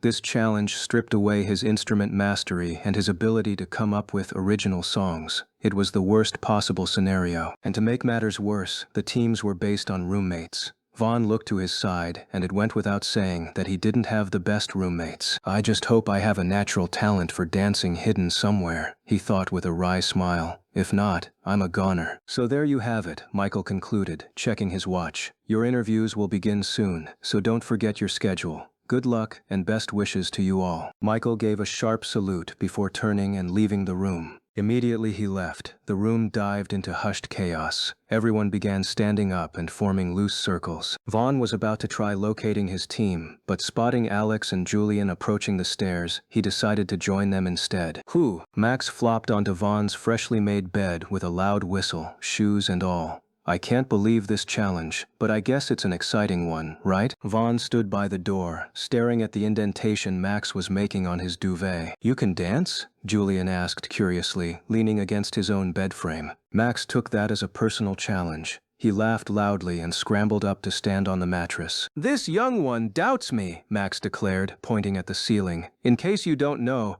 I'm actually huge on TikTok. Check the handle Mad Max Moves. This will be a piece of cake for me. To prove his point, Max started gyrating his hips in a ridiculous, exaggerated motion while making duck faces. Observe the technique, Max shouted. Then, without warning, he coiled his legs and launched himself into a perfect backflip, landing squarely on the bed with a heavy thud, striking a pose. But Vaughn wasn't having it. Why don't you show us your moves somewhere other than my bed? Max covered his face like he was afraid of Vaughn's angered expression. Sorry, Vaughn, but what about you, though? Did your sister say you can dance too? Everyone in the room understood the reference he was making, and Julian covered his mouth, turning away to hide his amusement at Max's theatrics. Okay, I've endured you a lot, Vaughn declared, grabbing Max by the collar of his new designer shirt and pulling him away from the bed area. He meant to just guide him, but he yanked with such force that Max went flying, which made Vaughn surprised by his own strength. Tumbling on the ground, Max didn't make a scene. He simply dusted off his shirt, grinned, and pulled off another standing backflip to get to his feet. Don't mind him, Julian. He's grumpy like that, Max said, shaking his head as if Vaughn was the unreasonable one. But really, what about you? Can you dance? Actually, yes, I can, Julian replied. I took choreography classes some years ago, so I'm decent, I guess. Tsk, of course you can, Vaughn muttered, finally claiming his bed. He lay down and pulled the blanket over his head. Max, sensing Vaughn had tapped out, decided to annoy someone different. He spotted Alex Hall sitting on the edge of his bed, texting on his phone with earbuds in, completely isolated from the room's energy. Max walked cautiously toward him, like approaching a wild animal. He tapped Alex's shoulder, widening his lips into a massive, goofy grin. Sorry, good sir, but can you perhaps dance? Alex ignored him completely. Max frowned and tapped him again, rougher this time. Hello? Earth to emo boy? Alex slowly turned his head. He lowered his phone. His bangs parted slightly, revealing eyes that were cold and unamused. He stared at Max with such intensity that the air in the room seemed to drop in temperature for the latter. Okay, he doesn't want to talk, Max squeaked, quickly retreating to the safety of his own bed. But don't worry, guys, he'll have to talk when it's our turn to interview. The interviews were arranged for them to be done as roommates, so it was sure to be interesting. Chapter 35, Group Interview. Confessional Room, 3:30 p.m. The interview room was a white box-shaped room with massive studio lights all around. In the middle of the room sat a curved white leather couch, large enough to comfortably fit 6 people, though only 4 were needed today. The boys walked in, shielding their eyes momentarily from the glare. They took their seats before anyone could direct them to. Vaughn looked past the lights to see a familiar face holding a clipboard. It was Sarah, one of the senior producers he had met during the audition process. He had expected Michael to handle this segment, but it seemed the host wasn't reserved for this. All right, Sarah finally said, clicking her pen. This is your first interview in the Star Mansion. Let's get the easy stuff out of the way. State your name for the audio sync. Max Blueberry, Max shouted first, throwing peace signs at the lens. Julian West. Vaughn Varley. There was a stretched silence, and when everyone thought Alex wouldn't say anything, he spoke in a low but clear voice. Alex Hall. Great. The talent your group has is nothing short of spectacular. But let's be real. Sarah's voice dropped in tone. Who's the leader amongst you? Max? Max looked at Julian. Then his eyes fell on Vaughn before facing the camera. I think it's pretty obvious, he began. I'm the only one trying to unite the group, so it's fair that I'm the leader. It isn't easy handling them, I must admit. Vaughn has a short temper, and Alex is probably a walking dead or something. Only Julian is the modest one who listens to me. No one opposed him, as Vaughn couldn't be less bothered by Max's bullshit speech. His hand remained crossed across his chest as he listened on. Sarah chuckled from behind the clipboard when Max concluded. Wow, you've made me learn a lot about you guys already. But what do you have to say about that, Julian? Do you agree with Max, or do you think that role should belong to you given your position as the highest ranker? Oh no, I don't think so. Julian raised his hand in denial, flashing a humble smile. Anyone can be the leader. I don't see myself as one. Max has his opinion, and I respect it as his roommate and teammate. Sarah raised an eyebrow, clearly not buying the PR-friendly answer. So all he said was the truth, including the parts about the others? The question seemed to leave Julian in a dilemma. He paused for a second before he chuckled softly. I can't say for sure, but I guess that's how Max sees our team dynamic, haha. Sarah returned his charming smile for a brief second before turning over to Vaughn, and her expression turned serious. Be honest, Vaughn. You're close friends with Julian, the definition of perfection. How does it feel? Doesn't it intimidate you knowing that no matter how hard you try, he'll always be better? The air in the room grew heavy. Everyone reacted awkwardly to the question. Julian was even opening his mouth to intervene before a raised hand made him stop. Vaughn was a bit surprised by the directness of the attack, but he knew exactly what they wanted, so he replied with a shrug. That's good for him. I can sense jealousy from your voice, Vaughn. Sarah's eyes narrowed, and Vaughn responded with a short, dry laugh. Jealousy, huh? Julian is someone close to me, so I can't be bothered by his talents. I think it's best if I focus on myself instead. Is that why you've been taking charge in the dorms? The producer countered quickly.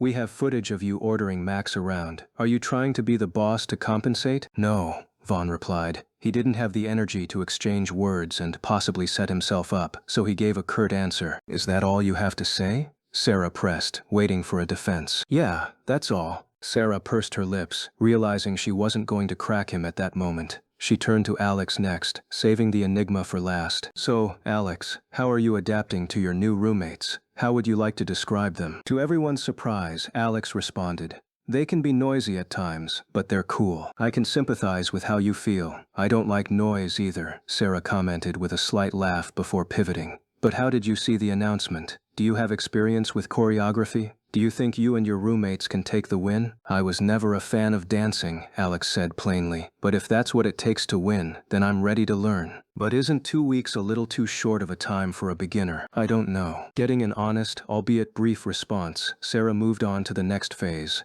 She asked each of them questions to gauge their skill levels with the theme and drifted to questions on other matters. Some questions led to funny moments while others didn't really rub off well on them. They were questioned as if it was a private interrogation, and the others weren't sitting right there listening. After almost 45 minutes of back and forth, the red light on the camera finally blinked off. You're clear, Sarah announced. Good luck. Phew, that was a close one, Max exclaimed as they stepped out of the bright room into the hallway. He threw his arms around the shoulders of Vaughn and Julian. Vaughn quickly pulled him away, but Max ignored Vaughn's rejection and continued talking to himself, this time turning to Alex. I'm actually surprised you talk, man. I thought you were mute. We should bond more. Alex didn't even slow down. He was already walking ahead to ensure he didn't exchange words with them. Julian tried to form a conversation to break the awkwardness. The choreography classes start tomorrow. You ready, Vaughn? Yeah, I'm ready. Vaughn waved a dismissive hand, his eyes glazing over as he looked at something only he could see. He returned his attention to the purple holographic screen that had grabbed his attention the moment the interview ended. Quest. Conquer Project. Star. Description. You finally stepped onto the stage, but to become a star, you must conquer the competition. Objective. Reach the semifinals. 0 quarters. Reach the final. 0 halves. Win the competition. 0/1. Rewards. Objective 1. 1x lottery ticket. 10 shop vouchers. Objective 2. 1x lottery ticket. 15 shop vouchers. 1x title. Objective 3. 2x lottery ticket. 20 shop vouchers. 1x title. 10,000 EXP. Failure penalty. Finishing outside the top 4 will reset your vocals to Notice. Unable to reject quest. Chapter 36. Choreography class. Grand Dance Studio. Monday, the 11th of March, 2019, 5:07 p.m. The 24 contestants were gathered in the underground studio, dressed in an assortment of athletic wear provided by the production team. It was a cavernous space, easily the size of a basketball court. One entire wall was covered in floor-to-ceiling mirrors that reflected the 24 contestants. The opposite wall was lined with ballet bars, and the floor was a polished hardwood that squeaked under their sneakers. The air conditioner was blasting, and the atmosphere was fairly calm and filled with anticipation. "Do you think the instructor is nice?" a girl beside Vaughn asked her friend. "I heard they hired someone from K-pop training camps. Those guys don't know the definition of nice." Suddenly, the double doors at the front of the room banged open, causing the chatter to die down. A man walked in.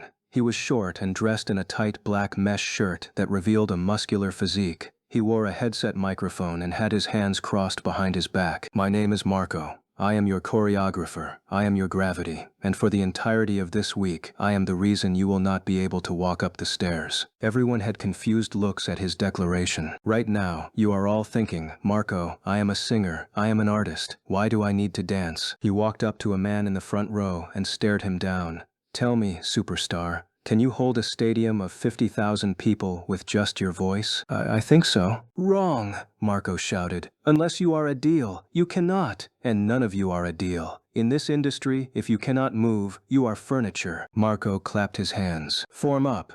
I want 4 rows, windows to mirrors. Spread out.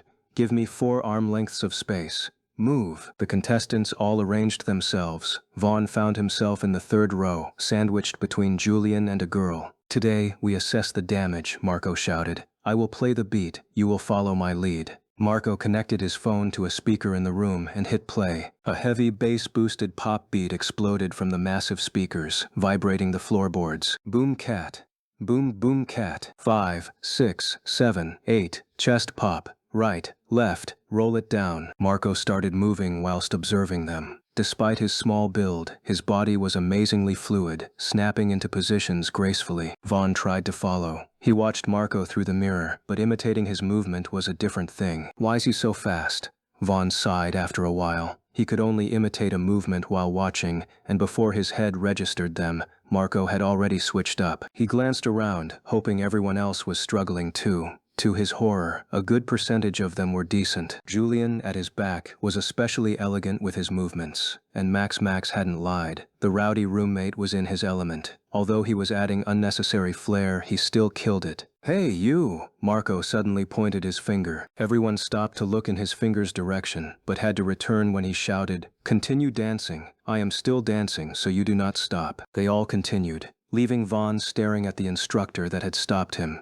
He pointed at his chest to confirm. "Yes, you. Get over to the wall," Marco ordered without breaking his rhythm. Vaughn walked out of the formation and leaned against the mirrored wall. A moment later, a guy with a red bandana joined him. It didn't take Vaughn long to figure out what was happening. Marco was weeding out the garden, and in just 2 minutes he selected the last one. "You, with the bangs. Out." Alex Hall stopped moving. He walked over slowly to join Vaughn's group of rejects. Alex had done well to copy the movements visually, but his lack of energy and sluggishness made him look like he was sleepwalking. With Alex now, they were 8 of them standing against the wall. Marco cut the music and the silence was soon filled by heavy panting of the 16 survivors in the center. "Take a breath," Marco commanded. Some of the contestants immediately moved to sit on the floor, but they weren't given a chance. "Up! Did I say sit? You are tired after barely 10 minutes? This is the warm-up. Stand up." They scrambled back to their feet, and Marco turned his back on the main group and walked slowly toward the 8 outcasts. He looked at Vaughn, then at Alex, then at the others, and shook his head with exaggerated pity. "You 8, Marco sighed.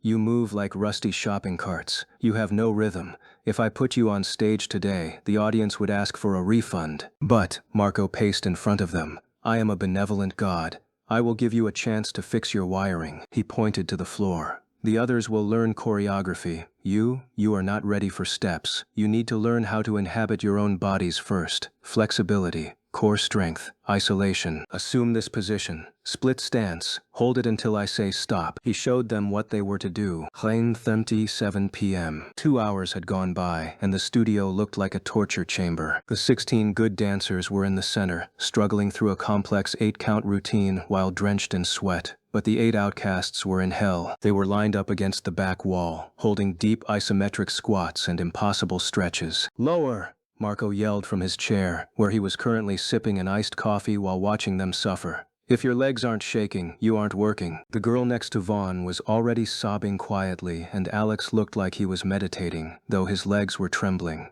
Music played in the background for the main group, but Vaughn's group was forced to maintain their positions. Finally, Marco stood up. He walked over to the stereo and hit pause. Break. The word was like a spell, causing bodies to collapse instantly. The main group dissolved into puddles on the floor. The outcast group crumpled where they stood. I will give you 1 minute to recover, Marco announced, checking his watch. 1 minute. Do not get comfortable. Groans of protest came from every corner of the room. 1 minute? I can't even feel my toes, someone yelled. This is inhumane, another voice said in a low tone. Marco ignored the rebellion. He walked purposefully toward the outcast group, stepping over a groaning contestant and stopping directly in front of Vaughn. Vaughn was sitting on the floor, breathing steadily. Unlike the others, who looked like they had just run a marathon in a sauna, Vaughn looked composed. You, Marco narrowed his eyes. Stand up. Vaughn stood up and Marco stepped closer, invading his personal space. He inspected Vaughn's face. There is no sweat on your forehead, Marco observed. Your breathing is even. Vaughn couldn't tell the instructor that he had taken a magical pill that rejuvenated him minutes ago, so he shrugged slightly. I don't sweat a lot. Oh, you don't sweat? Marco didn't buy it. Show me the isolation sequence, now. Chest, ribcage, hip, go. Vaughn tried.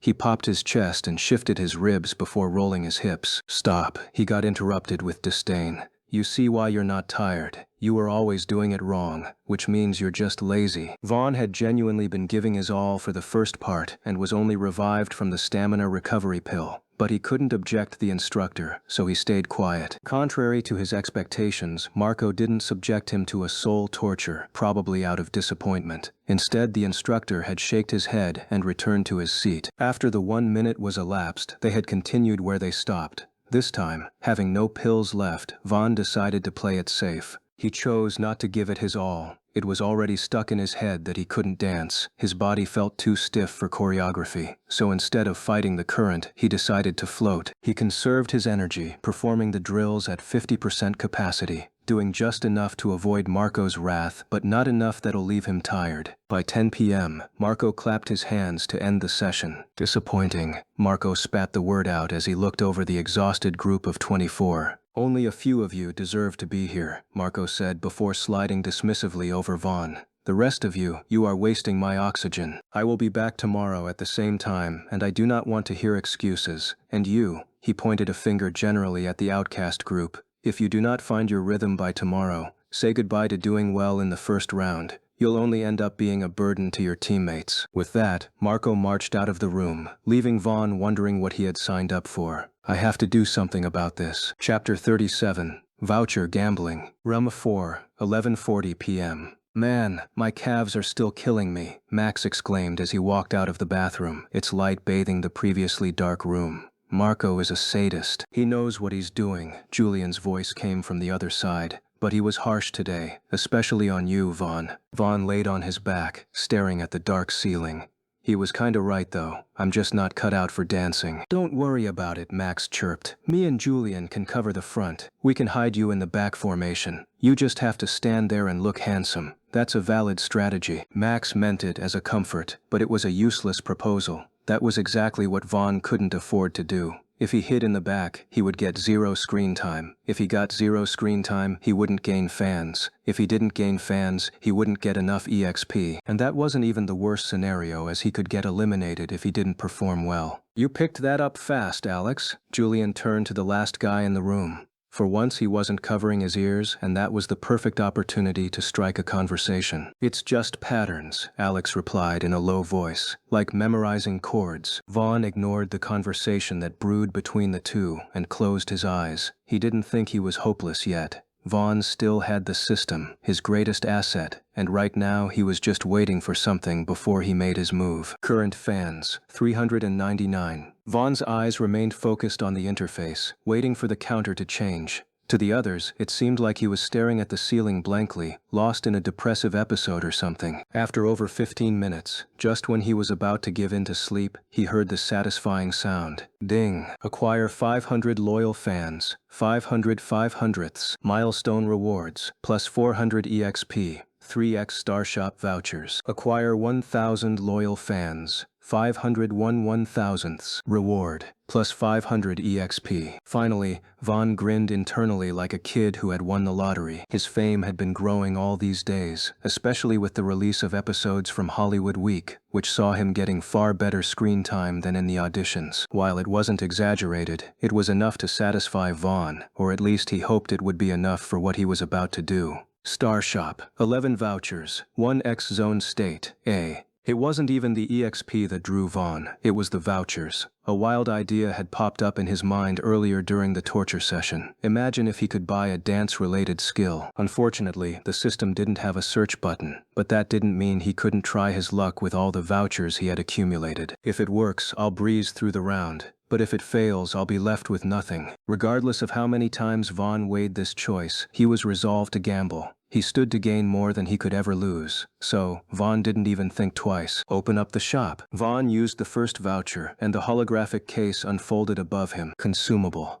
Health recovery pill. Cost, 100 EXP. Description. Instantly recovers full health after being dealt non-fatal injuries. Only one can be saved. Consumable. Mimicry. Cost, 10,000 EXP. Requirement. Willpower A. Description. Allows the user to permanently copy one skill from a target upon physical contact. Can only be used once. Consumable. Stamina recovery pill. Vaughn gulped after reading through the first options. 2 insane items from just one pull. I must be really lucky today. But with that luck also brought temptation. Now Vaughn was seriously considering using his save on at least one of those items. The first one was special, but the second was godly, especially when Vaughn considered all the potential skills he could copy from people like Julian or even the judges. I might not meet the requirements yet or have the EXP, but it might play a great role in the future. Vaughn was really drawn to it, but using a save meant less chance of getting a dance-related skill, as he would only see 2 options per roll from then on. Now the debate settled on the now or the future. It was a difficult decision, but Vaughn settled on the former. I would likely see it some other time. He had once asked a question to the system AI, and it had made it clear that its products could sometimes be influenced by his desire, and the chances of special items being repeated were always high. So, that allowed Vaughn to ignore the offerings from the system and use the next voucher. For the second one, it seemed like Vaughn had used up his luck as he only saw useless items, ranging from cosmetics to minor consumables that he didn't even know why they were being offered. It seemed like Vaughn's luck was really in the negative as he kept going, voucher after voucher, but nothing meaningful came out of it. Thud. Fuck.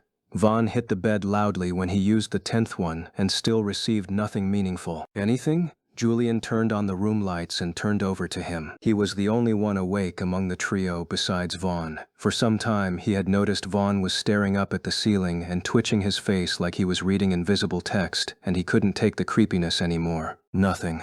I'm just meditating, Vaughn replied with a wry smile, trying to look normal. Turn off the lights, please. With the room bathed in darkness again, Vaughn turned away from Julian and focused on his interface, this time with desperation. Please, system gods, as I use this last voucher, shall it give me the choreography skill I asked for? Vaughn closed his eyes tight and clasped his hands together under the blanket before using the last voucher. The air was once again filled with purple holograms, and the box was unveiled. Consumable. Stamina recovery pill. Consumable. Mirror mimicry. Vaughn was about to complain that the system was playing games with him when his eyes focused on the last option. Consumable. Star voucher bundle. Cost. 20 EXP. Description. Can be used to purchase additional vouchers to access the Star Shop. Cannot be saved. Limit. 10. Wow, who could have imagined?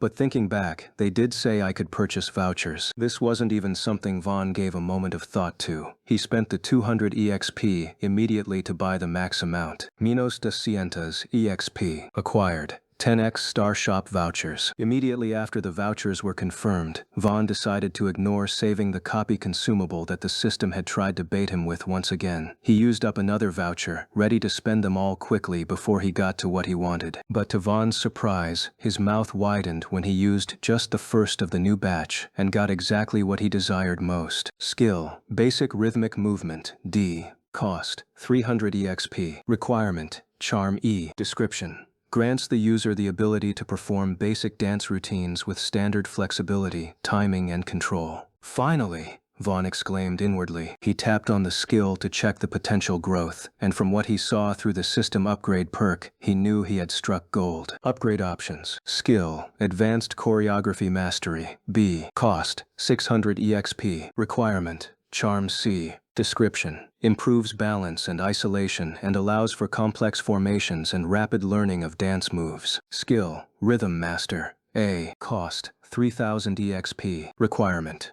Charm B. Description: your movement dictates the heartbeat of the crowd. You don't make mistakes and can perform moves that border on physically impossible. Vaughn couldn't control his grin. While the A-tier upgrade option wasn't something he was considering right now, especially when Emote and Resonance offered better utility but he hadn't upgraded them yet, the B option were more than enough for whatever the competition would throw at him. Right away, he used his save on the skill. I won't buy it now. It's better I surprise them at the last minute, and I don't want the stress of explaining my sudden improvement. By the time he needed it, Vaughn would have enough EXP to buy and upgrade it instantly. But now, he could sleep happy. I might just skip this entire week of lessons with this, Vaughn muttered as he pulled the blanket over his head and closed his eyes. The schedule for their practice involved learning basics from Marco through the week, before practicing their specific songs with their group privately for the following week. So, Vaughn had already decided to sit out the week-long torture mentally. Chapter 38. Replaceable. 7 excruciating days went by for the contestants in the Star Mansion. They were handled like raw clay by Marco and forcefully molded to become near-perfect dancers. There was no single day off as they practiced every evening until they couldn't walk anymore, just as Marco had promised. Although it was optional to attend the evening sessions, not a single one of them took it lightly. For most of them, it was their shot at standing a chance in the next round. And for those who didn't need the training, like Julian and the rest, it was still a chance for potential screen time. Now, on the last day, Marco had gathered all of them after the first part of their final training. He paced back and forth, holding his clipboard like a weapon of war. "Line up," he barked. The contestants scrambled into position, panting heavily from the strenuous session. Marco did a quick head count and his eyes narrowed. These past days only had 23 of them coming back, but today they were 24. It didn't take rocket science to spot the imposter. "Hey you with the purple eyes." Vaughn looked up immediately. He had decided to attend this final session just in case they briefed them on something important. He didn't trust Julian and Max enough to listen in for him. Marco stormed over, stopping inches from Vaughn's face. "So you finally decided to attend." Marco's voice was low. "Who do you think you are? You think you own the place? You think you are too good to sweat with the rest of them?" Everyone was surprised by the sudden outburst. From the red, vein-popping face of Marco, it was clear he was being dead serious. Vaughn didn't know what to say. He couldn't exactly explain that he felt like it was of no use to him. So, he tried to maintain a straight face as the muscular man vibrated with rage. "Are you trying to laugh?" Marco screamed, misinterpreting Vaughn's neutral expression as mockery. "No." Vaughn was about to object and explain it wasn't how it seemed. "Get out!" Marco interrupted him with a screech that echoed in the room. "Leave my class now. I do not train nincompoops. Get out." The man was genuinely furious, looking like he might actually throw a punch. Vaughn, realizing this was a losing battle, nodded and calmly walked out without stressing him, ignoring the sympathetic glances and the confused stares of the others. "That bastard. He isn't going anywhere with this behavior." Marco was heaving and panting as he faced the group again. The contestants remained silent, terrified of becoming the next target. After leaving the studio, Vaughn walked down the hallway. With nothing to do and feeling energetic from the pill compared to others he left behind, he considered testing out a few chords in the music room. But before he ascended the stairs, he saw a familiar face coming around the corner. "Yo, you, what's the name again?" Michael asked, flashing his wide smile. He was dressed casually in jeans and a blazer, looking far more relaxed than his stage persona. "Vaughn." "Yeah, Vaughn, that's it." Michael pointed a finger gun at him. "Don't you have choreography classes right now? I was on my way there to check on the progress. Or are you not attending?" Vaughn saw where this was going and decided to reply honestly. I was just there, but the instructor kicked me out, so I'm about heading to the music room now." Michael sighed and pat his shoulder. Shit, that must have sucked. "But hey, good luck with the music." Vaughn was surprised by how calmly Michael reacted. He was expecting annoyance or perhaps a lecture on professionalism. But he got none of that. "I appreciate you, Mr. Michael." Vaughn gave him the mock two-finger salute he was used to receiving from him. Michael laughed, returning the gesture before continuing down the hall toward the dance studio. Vaughn watched him go, then turned and headed up the stairs. He reached the music room door, reaching into his pocket for his keycard. But as he handled his joggers, he realized they didn't have pockets. Damn it. He realized he had left his keycard in the pocket of his bomber jacket, and he had taken his bomber jacket off in the dance studio right before they began. I can't believe I have to go back in there. He turned around and trudged back down the stairs. He hoped he could just slip in, grab the jacket from the bench near the door, and slip out without Marco noticing. He reached the double doors of the grand dance studio and pushed one open, expecting to see them still training. But the room was silent. There was no music nor sound of sneakers squeaking on the floor. Vaughn pushed the door open wider. The contestants were dismissed. He could see them gathering their bags on the far side of the room, whispering nervously. In the center of the room, Marco was standing with his arms crossed. Michael stood opposite him. The atmosphere was cold. Vaughn hesitated, then stepped in to grab his jacket from the bench. The movement caught Michael's eye. I forgot my keycard. He expected Marco to explode again. But Marco didn't even look at him. The choreographer was staring at the floor, his face a mixture of red-hot anger and defeat. Vaughn grabbed his jacket. Did anything happen? Michael turned to Vaughn. His face was no longer the cheerful host's face. It was cold and businesslike. Marco will no longer be working with us, Michael said simply. Vaughn's eyes widened. What? He looked at Marco, who was aggressively stuffing his whistle and clipboard into a duffel bag. Is it because of me? Vaughn asked with a wry smile. He understood the pain of losing a job, and he didn't want to be the reason for someone's pause. I can apologize. I shouldn't have skipped the former classes. It was a minor disagreement. It's not about you, Vaughn. Not entirely. Michael cut him off, and others listened in. We've been reviewing the footage from the past week, the verbal abuse and the excessive physical strain. Michael glanced at Marco. We hired a professional to train stars, not a drill sergeant to break them. We can't have liability issues. If a contestant gets injured because they were forced to hold a squat for an hour, that's a lawsuit. If the audience sees a grown man bullying teenagers, that's bad PR. Marco zipped his bag shut with a violent zip. You want soft idols? Fine, Marco spat, looking at Michael with disrespect. Enjoy your mediocrity. Marco stormed past Vaughn, shouldering him hard as he exited the room. Vaughn stood there in surprise, wondering how everything had changed so quickly. This industry is cruel, Vaughn, but it's also a business. Marco forgot that you guys are the product. You don't damage the merchandise before it hits the shelf. Michael clapped Vaughn on the shoulder. It was a grounding pat. Take this as a lesson. Everyone is replaceable, even the staff. Now, go get some rest. Starting tomorrow, you're on your own. Team practice run for a week. Chapter 39. Vaughn can't dance. Following Marco's dramatic exit, the 24 contestants were left to their own devices. The structured hell of the grand studio was replaced by the freedom in smaller practice rooms. Most teams used the first few days to recover from the intense session. Some others dove straight back into the fire, determined to perfect every micro-movement. But for all of them, the 7 days felt like 7 minutes. They were required to select songs, learn the choreography from video demos, and polish it to broadcast standards without a professional instructor to correct them. For Vaughn's group, they had chosen That's What You Like by the global superstar Benny Moon. It was Max who had slammed his hand on the table during the selection meeting. This is it. It fits us perfectly. It's swagger, it's fun, and the lyrics is literally us, man. Vaughn had to agree. The song was a monster hit, with its music video boasting over 1.5 billion streams on Inktube alone. It was catchy, recognizable, and oozed charisma. But there's only one thing, Max had said with deflated excitement. What is it? Julian asked. Max looked at Vaughn with a pained expression. The choreography is slick. It requires serious groove, and no offense, but Vaughn can't move shit. I don't think Alex will be much better either. The group watched the music video, which was based of the dance. The choreography was fast, filled with intricate footwork, glides, and isolations that required a level of cool that couldn't be faked. Max and Julian exchanged worried glances, but Vaughn didn't even blink. Don't bother about me. Just do your part, Vaughn said with a cool smirk, leaning back in his chair.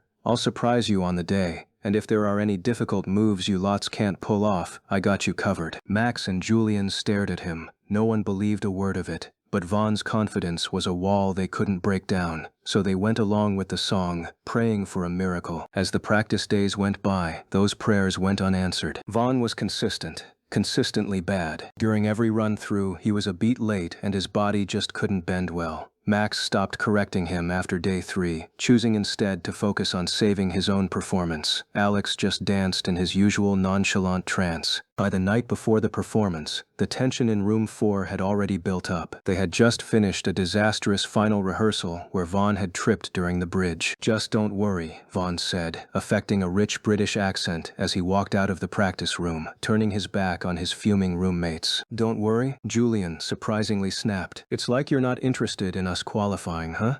Julian's voice rose, echoing down the empty corridor. "What's with this attitude? Tomorrow is the performance. You prevented us from changing the song to a simpler one, and you've promised performances you are clearly not capable of doing." Max and Alex took a step back. Seeing the usually composed Prince lose his cool was terrifying. "Julian, man, calm down." Max stepped in, acting as the unexpected peacemaker. "Vaughn is an ass, but look, I have a gut feeling." Max pointed 2 fingers at his own eyes, then at Vaughn with a suspicious stare. "He's holding back, but I just can't prove it." Vaughn didn't offer an explanation. He simply shrugged. "Well, we'll find out tomorrow if I'm good or not." He winked, opened the door to their dorm, and disappeared inside, leaving them bewildered in the hallway. The 24th of March, 2019, 8:50 a.m. Damn. Vaughn sat up in bed, blinking against the sunlight coming in through the window.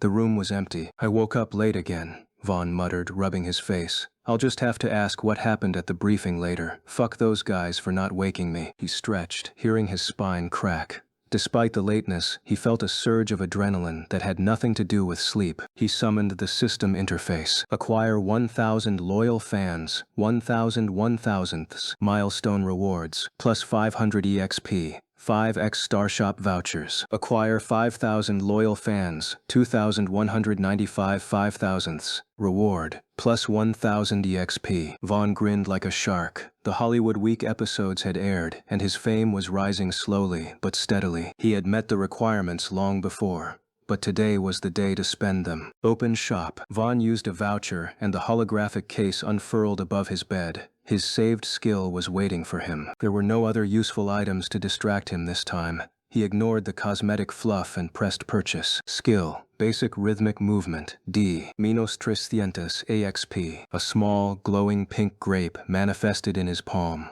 Warning, you have 10 seconds to consume the skill fruit. Item cannot be stored. Vaughn popped it into his mouth without hesitation. It tasted sweet, like cotton candy, but the moment he bit down, a jolt of electricity surged through his nervous system. It was the same shock he had felt with the instrument mastery, but this time it centered in his spine and legs. The zap faded in a second, leaving him feeling lighter. Vaughn jumped out of bed. He landed silently, his knees bending instinctively to absorb the impact. He rolled his ankles, he waved his arms, his joints felt oiled. The stiffness that had plagued him for weeks was gone. Skill acquired. Basic rhythmic movement. D. Current EXP. 700. Perfect, Vaughn whispered. He had made the right decision saving the 100 fan quest reward. With his only expense being the vouchers and the base skill, he had exactly enough for the massive upgrade he needed. He selected an upgrade. Upgrade initiated. Basic rhythmic movement, D, has been upgraded to advanced choreography mastery, B, menos 600 EXP. This time, there was no zap.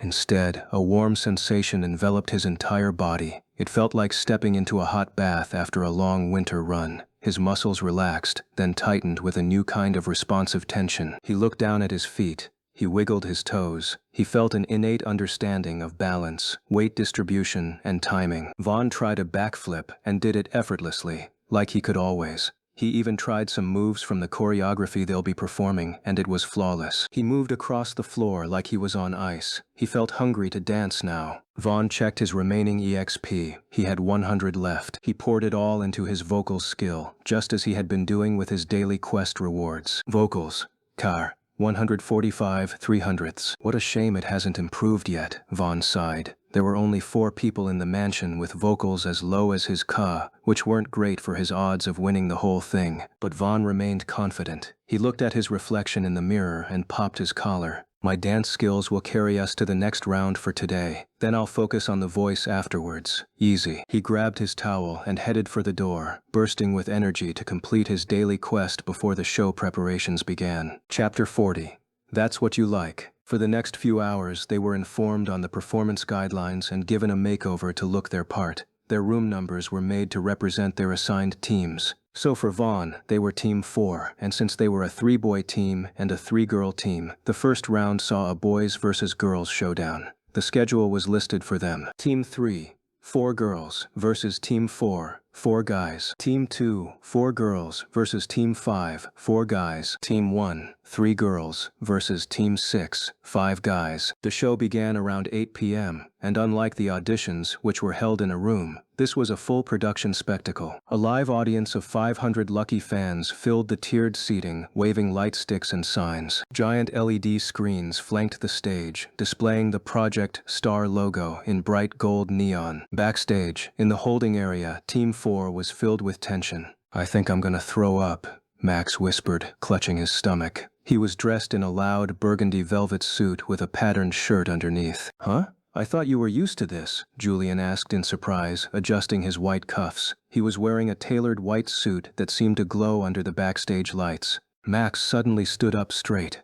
"Okay, you got me, heh. But you should still panic. We ain't winning nothing. Vaughn can't dance." Vaughn stood a little apart from them, checking his reflection in a mirror. He wore a navy blue suit, fitted perfectly to his frame, with the top button undone. He looked less like an idol and more like a heist leader. He flashed them a smile. "Just trust me, and do give it your all. We'll win this." "That's easier said than done," another voice came. Alex Hall stood at the back, wearing an all-black suit with a high collar. With his hair covering his forehead, he looked like a vampire attending a gala. "Team 3 are good. Look, they're almost done." On stage, Team 3 was ending their performance. They had chosen a popular 2014 hit, "Earned It" by My Holiday. The 4 girls were dressed in identical blood-red dresses, and their hairstyles were similar. Their performance was a masterclass in traditional girl group choreography. They used chairs as props, moving with sensual fluidity and timed unison while singing in turns. As they sang the final note, they simultaneously struck a perfect pose, panting heavily but smiling. The crowd erupted with cheers and applause. "Wow!" Michael walked onto the stage, clapping. "Give it up for Team 3. That was Earned It, and I think you definitely earned that applause." The judges nodded in approval. "Technical precision," Rex commented into his mic. "Clean lines, very safe, very polished. Good job. You hit those notes perfectly, and I loved the way you took this song and made it yours. That's very commendable," Aria added. Jax agreed with her. "I swear I would have broken my hips if I tried that. You did beautifully." None of the judges offered criticisms, so they bowed and left the stage. Backstage, a stage manager turned to Vaughn and his group. "Team 4, you're up." The lights on the stage went black, causing the audience murmured in the darkness, expecting a synchronized start. Instead, a spotlight snapped on. It didn't hit the center, it hit the far left. Max stood there, back to the audience. He slowly turned around, flashing a mischievous, manic grin. He brought a mic to his lips. Hey. The beat dropped. It was a funky, synthesized bass line that immediately brought energy. Max suddenly did a standing backflip, landing perfectly on the beat. The crowd screamed. But another spotlight introduced Alex, who was walking up from the back. "I got a question for the ladies. Tell me, are you ready? Are you ready? You and your friends invited, so go on. Keep it movin'. Alex was first striding the stage with a calm aura as he sang with his perfect voice, while Max was throwing dance moves and voicing over him. With the intro done, Max stole the show by taking over the song, while Alex became the background dancer. "Go move it for a player. Move it for me. Turn around and prove it to a player. Prove it. Prove it to me. Prove it." Max was nodding his head in rhythm and singing as he watched Alex dance, before turning back to face the audience. "I'll rent a beach house in Miami. We coming for our Grammys. The world is gonna hear it. Julian, serve them lyrics." Julian. Hearing his name, the spotlight fell on a third member, and the crowd awed again. Julian perfectly timed his entrance, continuing the song effortlessly while hitting the moves. "You got it if you want it. Got it if you want it." Said, "You got it if you want it. Take my number if you want it. Now." Now with Julian taking over, Alex and Max returned to the main dance sequence while Julian remained the center of the singing. "Step in the limousine. Gree, let's make a movie scene. Living like a king and queen. Gaib, Zanana, Vorenzen Daruhans.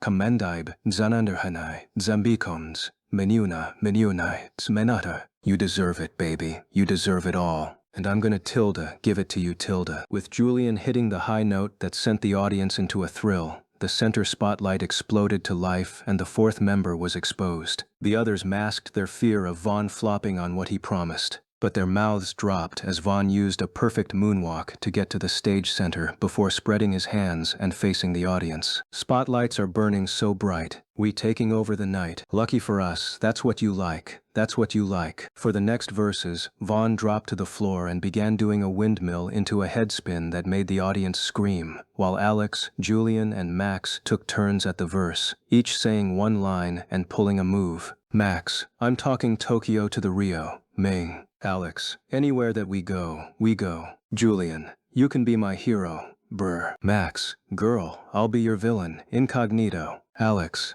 I will never make a promise that I can't keep. Julian, I promise that your smile ain't gon' never leave Tilda. All attention was on the moves Vaughn was pulling on the floor, but when Julian hit that extremely high note, they turned to him again. Shopping sprees in LA, everyday cameras flashing. Take a look at what you see. Tell me who you wanna be.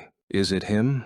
Is it him? Say it's US and we win, baby. The boys pointed at each other as they took turns on the lyrics while hitting the basic footwork. The main spotlight fell on Vaughn one more time, who stood up from dancing. The others continued, ready to chorus after him when needed. Step in the limousine. Go, let's make a movie scene. Living like a king and queen. Humby, we the winning team. You deserve it, baby. You deserve it all, and I'm gonna give it to you. Vaughn outstretched his hand and attempted the anti-gravity lean. Although his body didn't recline as much as the original 45 degrees, his effort still bewildered the crowd, and they went wild. But he continued singing as he stood, his voice steady despite the physical exertion. Spotlights are burning so bright, we taking over the night. Lucky for us, that's what you like. That's what you like. He snapped his fingers. On cue, the beat kicked in harder and they all came together, forming a wedge to sing together. The beat exploded back in for the final chorus. Confetti cannons blasted gold streamers into the air. Dancing till the morning light, Tilda. Everything's feeling so right, Tilda. Lucky for us, that's what you like. That's what you like. That's what we like, Tilda. Lucky for us, that's what you like. That's what you like. Ooh, ooh, ooh.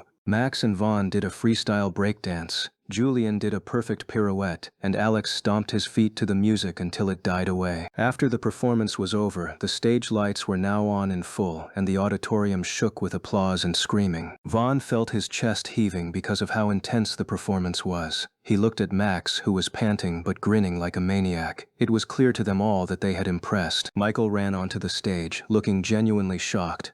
Whoa, okay. Team 4 bringing the heat. That was something else. He turned to the judges. Rex shook his head in disbelief. Wow, you took the song and really made it yours. The performance was elite. I have nothing more to say. I loved it, Arya chirped, standing up from her seat with an applause. It was really fun. I couldn't take my eyes off you guys for reals, especially the bridge. Alex, that voice. Alex was surprised to have received attention, but Jax continued with a serious nod. I was already blown away by Team 3, and Team 4 took that as a challenge. It's gonna be really tough to figure out which was better. To give everyone a chance, the judges were making sure not to lay out favorites before the voting, but the audience was already chanting Team 4. It was becoming very clear. There were still some fans chanting Team 3, but the majority were clear. Michael cut in and turned to the camera. You heard the judges. Voting is open now. Did you prefer Team 3 or Team 4? It's yours to decide. Vote now on the Star app. The internet was taken by storm right away. Chapter 41, Landslide Victory. Just as Michael had announced the voting on stage, the official Project Star account had made a post on X declaring the same thing, and it was quickly gaining traction. An episode had been released earlier that day, with clips from the Star Mansion following the Hollywood Week episodes airing.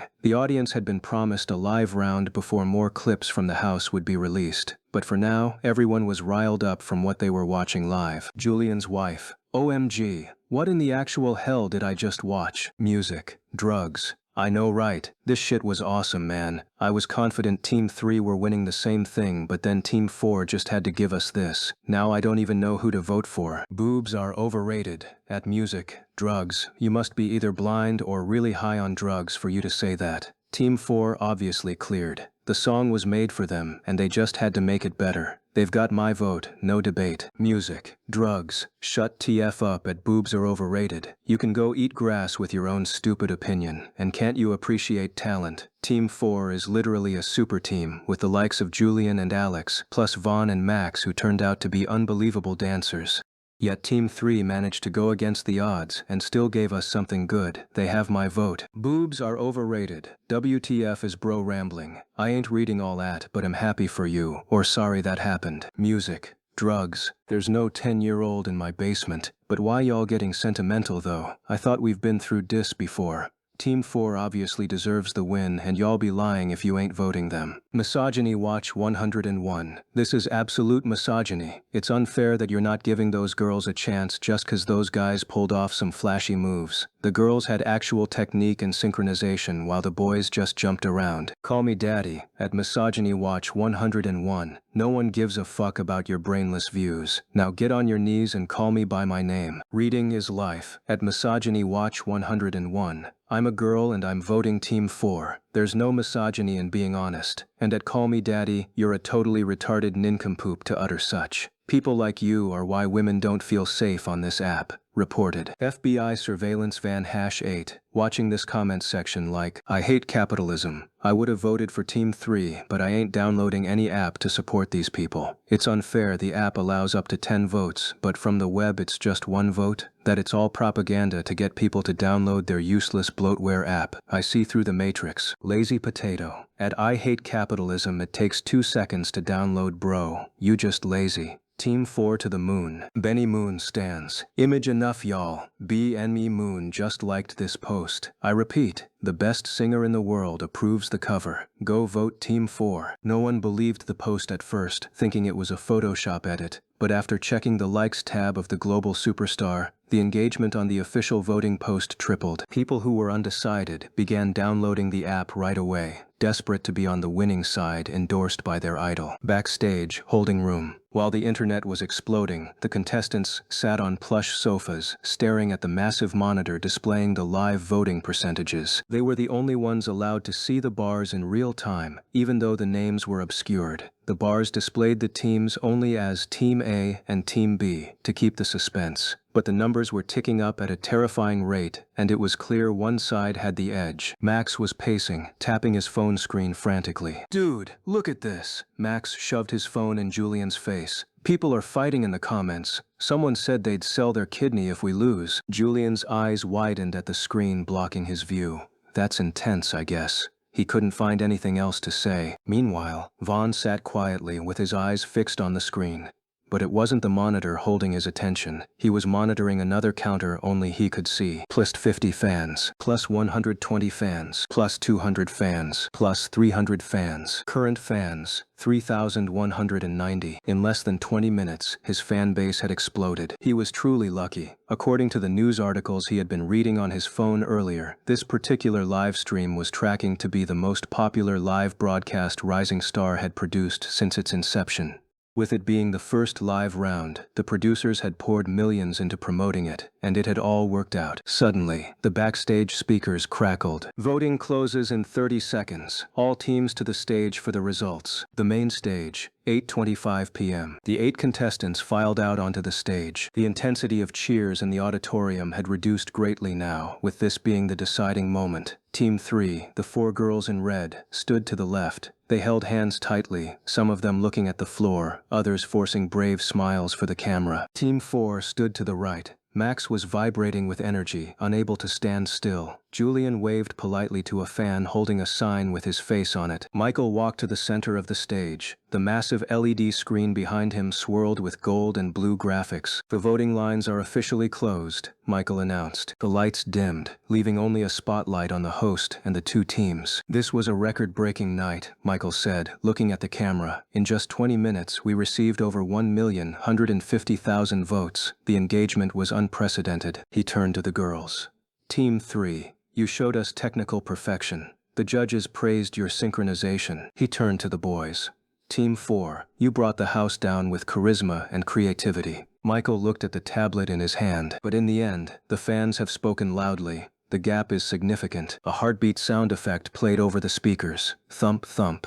thump thump. With a total of 872,400 votes compared to 277,712 votes, Michael raised his voice, pointing his hand toward the right side of the stage. The winner is Team 4. Confetti cannons fired again, showering the stage in gold paper. The screen behind them flashed the final numbers. Team 4, 872,400 votes. Team 3, 277,600 votes. Yes, Max screamed, jumping onto Julian's back. Julian laughed, staggering under the weight but hugging him back. Even Alex allowed a small smile to grace his lips as he high-fived Vaughn. Vaughn looked at the massive number on the screen. 872,400 votes. It was a landslide. He looked at the defeated expressions of Team 3, who were now crying and hugging each other, knowing they had to depend on their independent performance to guarantee making it past this competition phase. They were not allowed on the stage for too long, as there were still 4 more teams to perform that night, so some staff soon approached to redirect them. Chapter 42. Eliminated. First off, congratulations to you all for making it past the first round, Michael announced to the 15 contestants sitting in the lobby. It was quite early in the day, and all the winners from the previous night had been gathered to be briefed on their next agenda. The remaining 9 members of the House, although not eliminated fully yet, had no business with the current competition anymore. Always remember that it's just the start, so don't celebrate early. Advancing in this round does not guarantee you'll remain in the House next week, Michael added, his gaze sweeping over the relaxed faces. Upon spotting some confident smiles falter, he nodded in satisfaction. All right, for the semifinals, the producers have taken the liberty of selecting the songs. You and your chosen opponent will have to perform the same track. It's a direct battle of interpretation. Here are the fixtures. With a wave of his hand, everyone turned to the large screen as it flickered to life. Team 4 versus Team 1. Shivers by Gingerbread Man. Team 3 versus Team 5. Hate Me by Aria Diana. You'll have today and tomorrow to prepare for your performance. Then, on Wednesday, we'll be live. Michael went on to brief them on the other procedures and what they were to avoid this time. Good luck. You'll need it. Immediately after Michael left, the room burst into motion. They only had 2 days, and no one wanted to waste a second. As Vaughn was ready to head out with Julian and Max, a figure blocked their path. It was Celine, the blonde girl, who had maintained a quiet, gentle image since arriving at the Star Mansion, walked straight up to them with a warm, polite smile. She ignored Vaughn and Max entirely. "Julian," she called and pulled him into a hug. "I'll be looking forward to facing your team. I've always wanted to see how we compare on stage." "Likewise, Celine," Julian replied with his usual gentlemanly charm. "I hope you won't go easy on us just because we're girls," she giggled, leaning in slightly to strike up a conversation. Vaughn didn't bother stopping to listen to them. He turned and walked toward the exit. He didn't know why, but something told him she was always up to something. It felt curated. But what mattered to Vaughn was the matchup. While Team 1 only had 3 members, Aura, Celine, and Sophie, they were stacked. Every single one of them could dance. Especially Sophie. Vaughn found it scary he wasn't at her level despite his dance skill. "If we can beat them, winning the whole thing won't be a challenge. We have to win at all costs." He was in thought when a heavy arm draped over his shoulder. "Bro, we are in luck," Max beamed, causing to raise an eyebrow. "Luck? We were assigned my favorite song. Shivers? Are you kidding me? That's my jam." Max did a little spin. "I've memorized the choreography long ago, so it's all on you guys to catch up." "Ah, I see. That's good news then. But our opponents aren't easy either, so I can't say it's going to be a breeze." Vaughn was usually confident, but this time felt like playing it safe. It also didn't feel right to him Max was being comfortable. "Please," Max yawned, walking faster to match Vaughn's pace. "If what you pulled out on stage last night wasn't you being possessed by a dance demon, then we'll be winning this thing. I'll be better this time, trust me." Vaughn looked at Max's confident grin and couldn't find it in himself to argue. He just hoped Max was being serious. Monday, the 1st of April, 2019. The online fandom were in a frenzy following the supergroup wars. While a faction were unhappy with the results of the first round, the general public had been captivated by the sheer entertainment value of the show. Once again, Project Star was trending. For those who missed the broadcast, the Daily Star Gazette released a recap article that was quickly circulating through social media. Project Star Shock upset at the Star Mansion. After enjoying the initial explosive episodes from Project Star, fans were undeniably excited to be part of the live shows currently ongoing in the Star Mansion. However, many viewers noted a strange silence from the production side regarding the daily lives of the contestants. It seemed like the producers were in a rush, or perhaps driven by some other intention, as they had pushed back the release of clips from inside the Star Mansion. Speculation is running wild. Is this an attempt to package the house drama as premium paid content later, or simply a strategy to build unbearable hype? Regardless, no one bothered to complain for long, as all attention was forcibly shifted to the first competition round announced, the Supergroup Wars, a brutal format said to be responsible for eliminating a total of 8 contestants from the house. The competition was taken seriously by the contestants and the show alike, as the first episode produced record-breaking numbers. Team 4 were unarguably the stars of the opening night. With their viral remix and perfect staging, fans believed they would go all the way to win the entire bracket. But fate had other plans when they were paired against the small but mighty group of Team 1. It was a tight race between the two. Everyone could agree that Team 4 really dropped jaws with their charisma, but a slip from the unexpected main man of the round, Max Blueberry, proved costly for them. A missed transition in the final chorus broke their formation, allowing the technically flawless Team 1 to edge them out in the vote. While that error spelled the premature end for the fan favorites, the second leg of the semi-final saw the underdogs, Team 3, defeat Team 5 with superior and organized teamwork. It was quite ironic that the very Team 4 had thrashed in the first round made the finals, while they sat on the sidelines. Such is the cruelty of Project Star. The finals themselves didn't meet much hype, due to everyone expecting a brutal slaughter from Team 1. Some fans stayed hopeful for a Cinderella story, but there was no luck this time as Team 1 went on to win with an absurd margin, guaranteeing themselves a spot in the next round. The next moments were tense as each judge was given the chance to save 4 contestants each from the pool of losers. The judges made their choices, but the fans didn't agree with the results. The most shocking factor: only 2 members from Team 4 were saved by the panel. It wasn't all over yet, as the 16th and final spot was reserved through a frantic 10-minute fan vote, but that quickly turned into a popularity competition in the eyes of many. Despite there being only one top 10 contestant from the Hollywood rank among the remaining 9, Max Blueberry, rank 19, was the unexpected fan favorite. He moved on to the next round ahead of his teammate, despite being directly responsible for their loss in the semifinals. His save meant that the final 8 contestants had to say goodbye to their time in the house. The officially eliminated contestants are Brian K., Sarah the 50th, David the 1000th, Jessica P., Tom R., Eric S., Liam T., and in a result that has broken the internet, third ranker, Alex Hall. Despite the upset, fans are on the edge of their seats for the next rounds and what the show held for us. Chapter 43, Plan B. Damn, I still can't believe Alex is gone, and it's all my fault. Max sighed and put his phone away after reading the article. Only 3 beds were occupied in room 4 now. The emptiness of the 4th bed, where Alex used to lie in silence, was a loud reminder of their loss. Vaughn had his ears shut out with headphones, his fingers tapping furiously as he grinded a ranked match in a mobile game. Meanwhile, Julian was watching a video on his tablet. Without looking up, he said, "It's all right, Max. No need to blame yourself for the past. Your goal now should be making it past the next round." "Hahaha, good joke there," Max laughed out loud at Julian's words. "What?"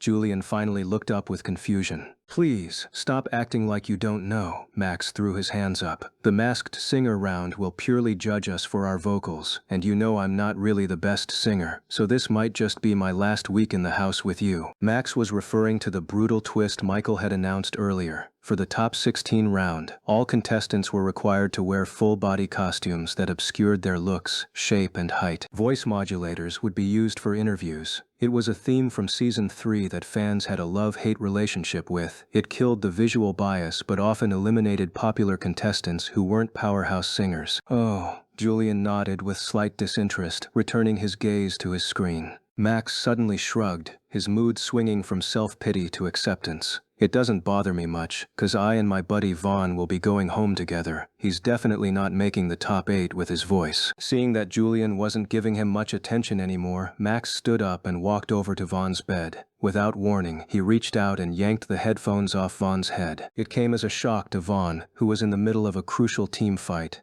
Instinctively, he lashed out, grabbing the shirt of the offender. "Hey!" Upon contact, Max let out a blood-curdling scream and collapsed to the floor, clutching his face as if he had been punched by a boxer. "Ah, my nose, my beautiful nose," Max wailed, rolling around. Vaughn stared at him unimpressed. He knew he hadn't hit him. He simply snatched his headphones back as Max stood up, rubbing his face with a fake sob. "I just wanted to pass important information to you," Max sniffled. "But it seems like you're more focused on your games. Fine. I'll go meet Michael and tell him you're not interested." Vaughn's intention was to ignore him and go back to his game, but the words made him pause. He watched Max walk towards the door with a seriousness that seemed out of character. It was convincing enough that Vaughn sighed and tossed his phone onto the mattress. Max kept walking. "Max, wait up!" Vaughn scrambled off the bed and chased him to the hallway, catching him just before he reached the staircase. "What did Michael day?" Vaughn asked in annoyance. From his walk, Vaughn was already swearing internally that this better not be a joke. The entire thing didn't make sense, but this wasn't the first time he had missed a briefing and someone had to tell him what happened. Max turned around slowly and looked Vaughn dead in the eye with a serious face. Then, a grin split his face that made Vaughn's face fall. "Oh, he just wanted me to tell you today's April 1st, and you just got April fooled.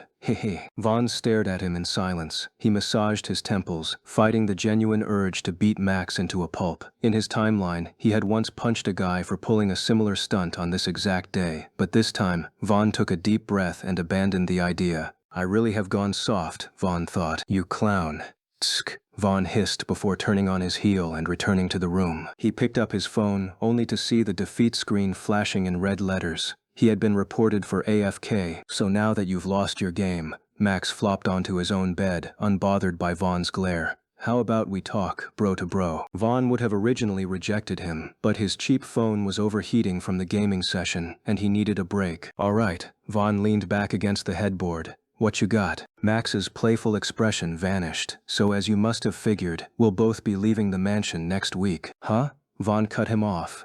"Why are we leaving?" Max smiled wryly. "Haha, don't act confident, Vaughn. You don't stand a chance in that round. We both know that." "I do, but go on," Vaughn corrected, already regretting engaging in this conversation. "Okay," Max rolled his eyes. "Let's say, hypothetically, when you're eliminated from the house, what's next? What is your goal?" The question actually made Vaughn pause. It wasn't something he had explicitly thought about since his regression. He had never had a clear plan B. In his past life, that lack of direction was the reason for his decline. After his dream of stardom was shattered, he had spiraled, unable to pivot until his pitiful death. But no. Vaughn believed this time was different. He had the system. He was going to become a superstar, so he couldn't lose. He remembered the promise he made to Nana. He had to win, even if it was just for the prize money. Max watched Vaughn's silence for a while, but didn't interrupt until Vaughn finally spoke. "Well, I don't really have a plan," Vaughn said slowly with a shrug, "'cause I'm winning for sure. Then I'll probably take that record deal, debut my songs, and get stinking rich. Nothing difficult."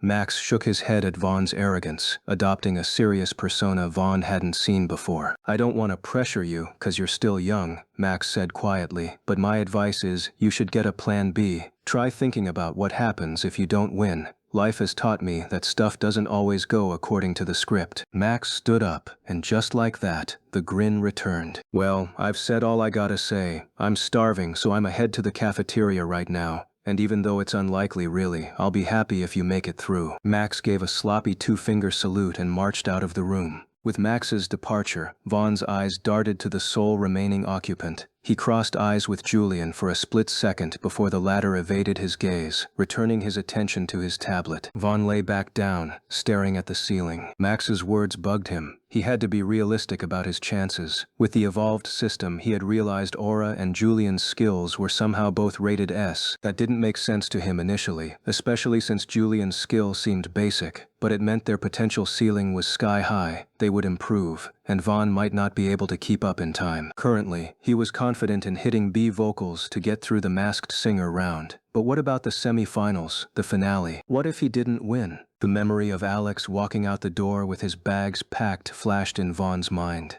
If Alex could be eliminated, anyone could. No, Vaughn said internally. Even if I lose, it won't be the end. I won't waste this second life. I'll keep going until I achieve all my dreams. He steeled himself with those words before standing up to leave the room. For now, what mattered was the Masked Singer edition. It was the great equalizer. It would eliminate bias, eliminate fame, and leave only the voice. The day arrived, and few were left dejected, while the rest will get to stay for a longer period. Chapter 44. Emily Brooklyn. The 8th of April, 2026, New York City. Have a look at yourself, Emily, an older woman spoke from behind. She stood with her hands clasped, her gray hair pulled back into a tight, professional bun. The glasses and suit she had on gave her a certain distinguished demeanor. The young lady in front of the long mirror didn't seem to be listening. She blew a bubble with her gum, before popping it with a loud sound that echoed in the quiet office. She stared at her reflection with a vacant, nonchalant gaze. Despite the mess, she had a naturally curvy body shape, but her long dark hair was a bird's nest of knots, looking as if it hadn't seen a brush in months. She wore a pair of faded, torn trousers and an oversized hoodie that smelled faintly of smoke. Dark eye bags hung heavy under her eyes, and her face was rough, devoid of any care.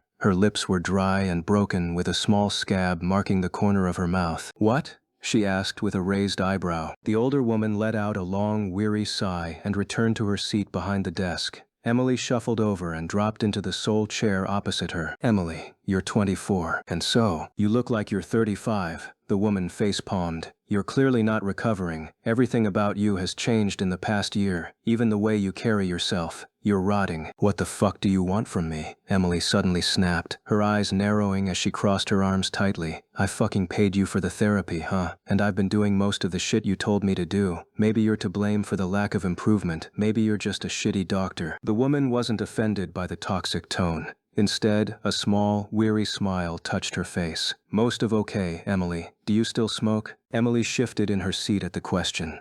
"Yeah, sometimes. It's not like I can just stop immediately." "Do you still drink?" She frowned slightly. "Yeah, I do. So what? Aside from me, how many people have you been speaking to?" Emily inclined her head, as if she were counting. After a few seconds, her frown became even more noticeable. "Does it really matter? I'm making efforts. Isn't that enough for you? Or should I just go kill myself so you can feel better?" "No, please," the therapist pleaded, trying to placate her rising temper. "Just that. It's almost been a year and you're still trapped in this. It wasn't your fault the girl died, Emily. I'm pretty sure she's wishing you well from wherever she is now." "Hold up," Emily raised a hand with an annoyed expression. "I don't fucking care about that, and I've fucking told you 1,000 times I didn't kill her. So if you ain't gonna believe me, then let me know now so I can stop wasting my fucking time and money on you." The therapist remained silent, letting Emily vent her anger. She had seen this many times. It was a psychological state of defensive denial where the patient rejects a traumatic reality to survive. To the doctor, it was clear Emily felt guilty, especially since she had admitted it during her first breakdown before retreating into this aggressive shell. "Calm down, Emily. I understand, but acceptance is the first step of recovery," the doctor said softly. "I know you're burdened right now, but I want you to take a deep—" "I'm fucking done listening to you." Emily stood up so fast the chair nearly tipped. "You're useless and a complete waste of my fucking money. I'm done with this shit. I hope the fucking ceiling fan falls on your head and saves me the trip back." The older woman could only watch as the girl stormed out, the heavy door slamming behind her. She let out a long, exhausted breath. This wasn't the first time Emily had walked out, and she knew it wouldn't be the last. The ride from the office to her apartment took less than 10 minutes. After parking her worn-out black van on the curb, Emily made her way upstairs. She stayed in a small, cramped studio that looked like it hadn't been cleaned in months. Stacks of old takeout boxes and overflowing ashtrays covered the floor. It was a space that radiated depression. No one who knew her past would imagine Emily Brooklyn living in such squalor. Her father, James Brooklyn, was one of the most powerful moguls in the industry. The Brooklyn Agency was at the top of the food chain, and her father ruled it as the CEO.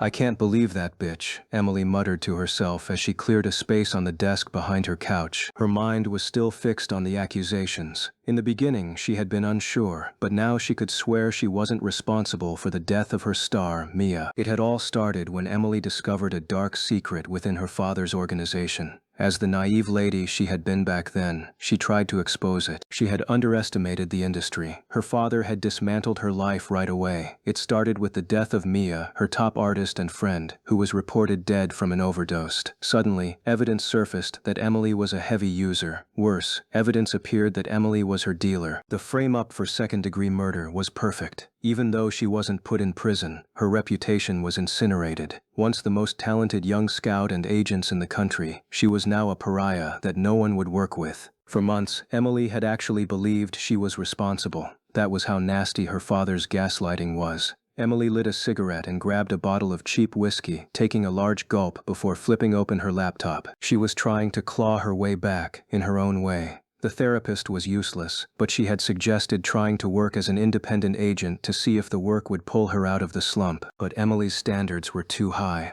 Most of the kids she scouted weren't worth her time. She opened the tab for Project Star. She didn't watch it religiously, but she kept an eye on the reality show. She found the most recent episode, a recording of a live stream that had just ended. So she set the speed to 2x, fast-forwarding through the fluff until she reached the unmasking of the eliminated contestants. Since the voting for the Masked Singer round had been vocal only, many popular favorites had been cut. But then, the screen showed the results of the fourth-place unmasking. A contestant in a grizzly bear costume pulled off the head. "Wow, Vaughn, fourth place!" Aria Diana had stood up on the screen, her hand over her mouth in shock. "How?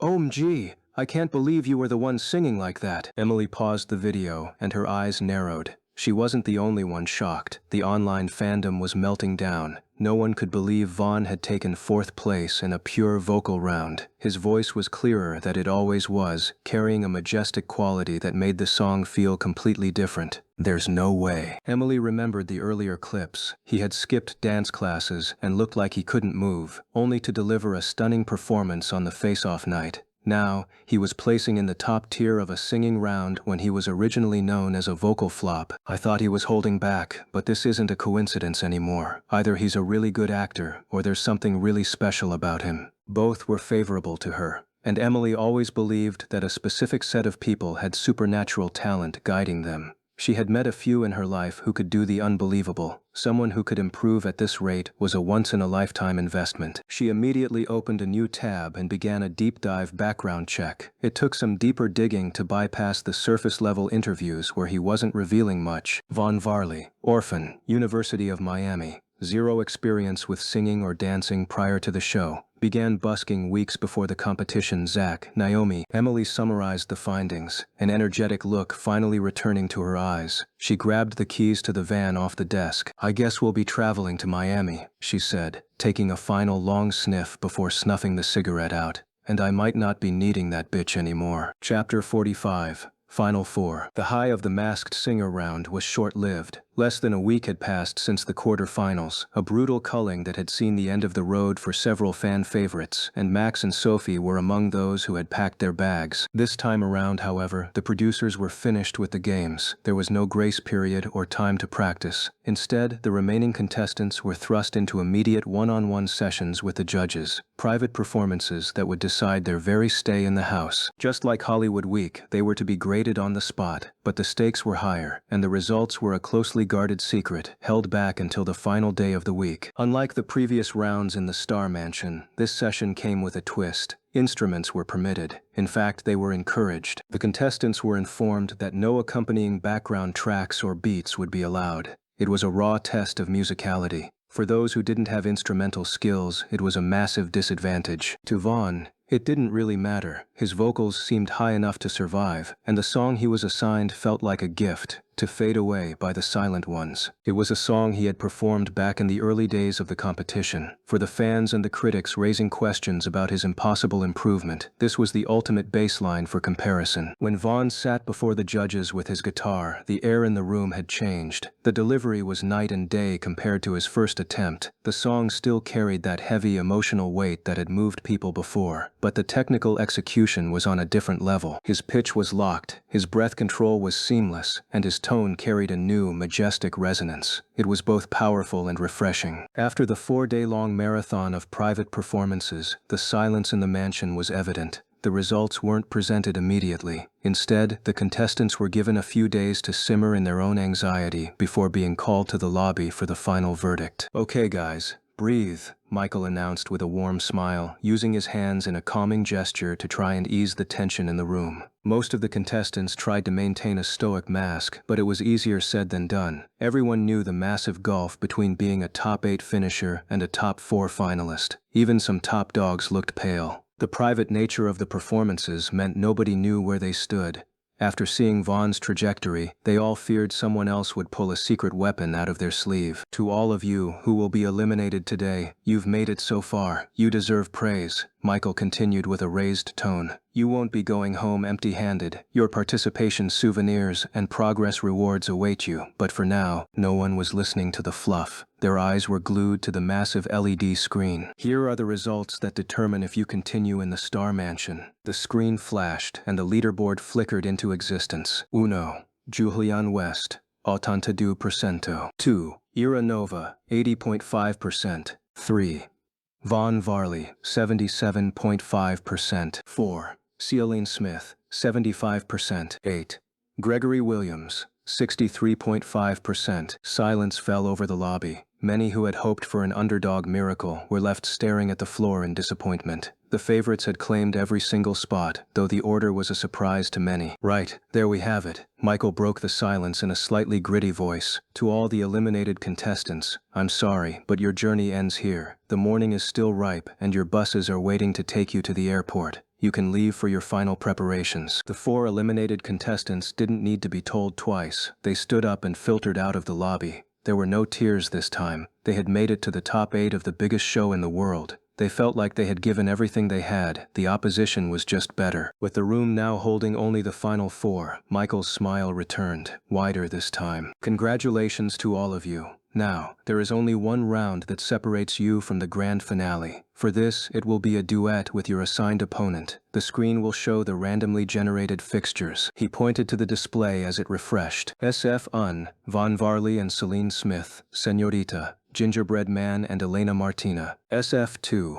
Julian West and Aura Nova, Shallow, Aria Diana and Sammy Lake. As Vaughn stared at the names, he didn't know whether to feel upset or celebrate. He had avoided the 2 most powerful singers in the competition, but he was paired with Celine. "Beautiful songs," Michael continued. "Another thing to note, after the semi-finals, the finalists will be given a chance to return home. The finale will be shot live 2 weeks later." The news of going home was a bombshell, but they were too focused on the duets to fully process it. "But that's it for now. The semi-finals will take place on Sunday in no particular order. You'll have to cooperate with your opponent if you want to deliver a flawless performance. So, good luck, mi amigos." Michael took his leave. Silence reclaimed the lobby until Celine and Aura stood up and left. Aura looked deeply displeased with her placing, while visible anger could be seen from Celine's face. "You finished first, man. I'm really impressed. Congrats." Vaughn walked over and took Julian's hand for a handshake. Julian responded with a genuine smile, though there was a new intensity in his eyes. "Thanks. I felt like I had improved, and I guess that played a major role. It almost came as a surprise to me." "You sure did improve," Vaughn nodded. He wasn't lying.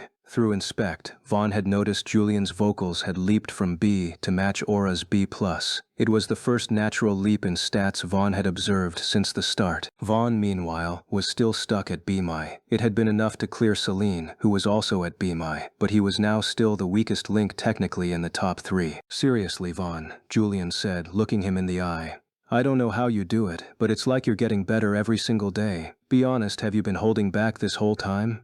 Tell me your secret." For some reason, Julian's question almost made Vaughn start talking. He felt an urge to be honest, but he suppressed it, offering a small smile as he tapped Julian on the chest. "Like you said, it's my secret. It wouldn't be one if I told you." Vaughn gave him a quick wink before turning to find Celine, knowing he had to start the uphill battle of cooperating with her, and he wanted to leave before Julian could ask anything else. Chapter 46, An Offer. Normally, Vaughn wasn't the type to go chasing after people for collaboration, especially after the cold contempt he had received from the blonde during their initial encounter at the hotel. well, he had been perfectly content keeping his distance. But Vaughn wasn't petty enough to let a grudge derail his progress. A duet was a high-stakes gamble. Without chemistry and coordination, they wouldn't be able to deliver their best performance. He walked down the quiet hallway and knocked on the door of room 1 where Celine stayed. It was only on the second knock the door swung open. But it wasn't Celine, it was Aura.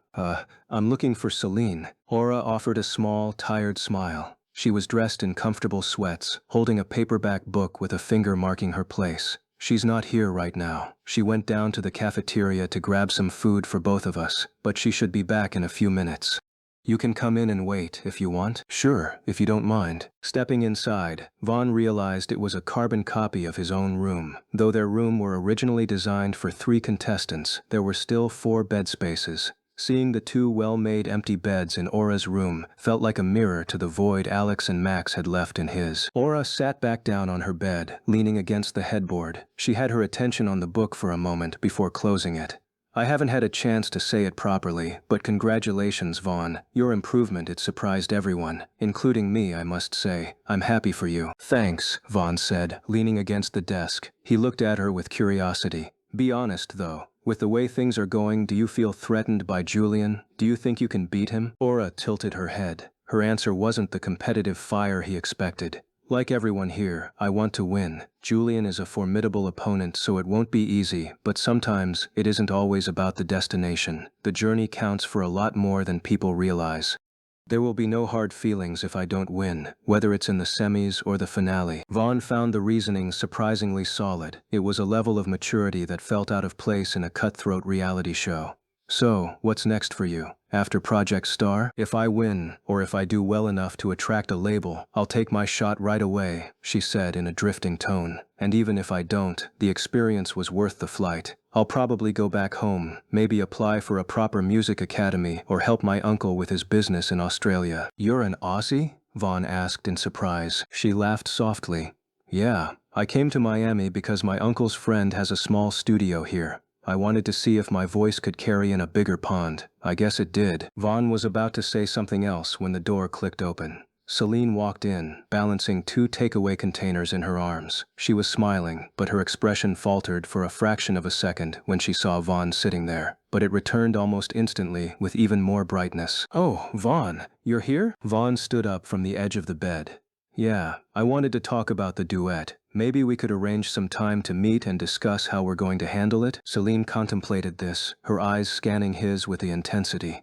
"Actually, why don't we exchange numbers? I'll communicate with you later today once I've looked over the arrangement. We can find a quiet spot to talk." They swapped contacts quickly. Vaughn waved them both goodbye, stepping back into the hallway with a lingering sense of unease. Celine's friendliness was not something he had expected when he came over. Later that evening, Vaughn got the message of the location. Celine wanted to meet in a black room. In the Star Mansion, everyone knew of the black rooms. They were the only spaces, aside from the bathrooms of course, where cameras and microphones were absent. Vaughn was first to arrive where they agreed to meet. The room was ironically bright. It was simply a featureless, windowless white cube with a single, neatly made bed and a small table. The walls were soundproofed, according to the show, and its location away from the hallways promised privacy. Wait, a dreaded thought crossed Vaughn's mind regarding the privacy of the room and Celine, but he quickly shook it off. "No, it's impossible, there's no way it's about that." A few seconds later, the door opened and Celine stepped in with a sharp smile. She closed the door behind her with a soft click. "Oh, you're here already?" Vaughn took an instinctive step back as she approached closer to him. "Why did you choose here of all places?" Celine laughed lightly, attempting to touch his face. "Because it's private, of course. Or would you like our business to be public?" "I'm fine with it, but you might not be." Vaughn frowned and leaned back again to avoid contact. "Okay, what's this about?" "Vaughn Varley," Celine interrupted, her voice dropping to a purr. She dropped her hands and leaned against the wall, crossing her arms. "I'd always known there was something strange about you. Your song, Coming Home, it's a very special song, but I have to ask, how did you do it? What was the inspiration? Or rather, what was the source?" The question sent a jolt of panic through Vaughn, but he kept a cool face.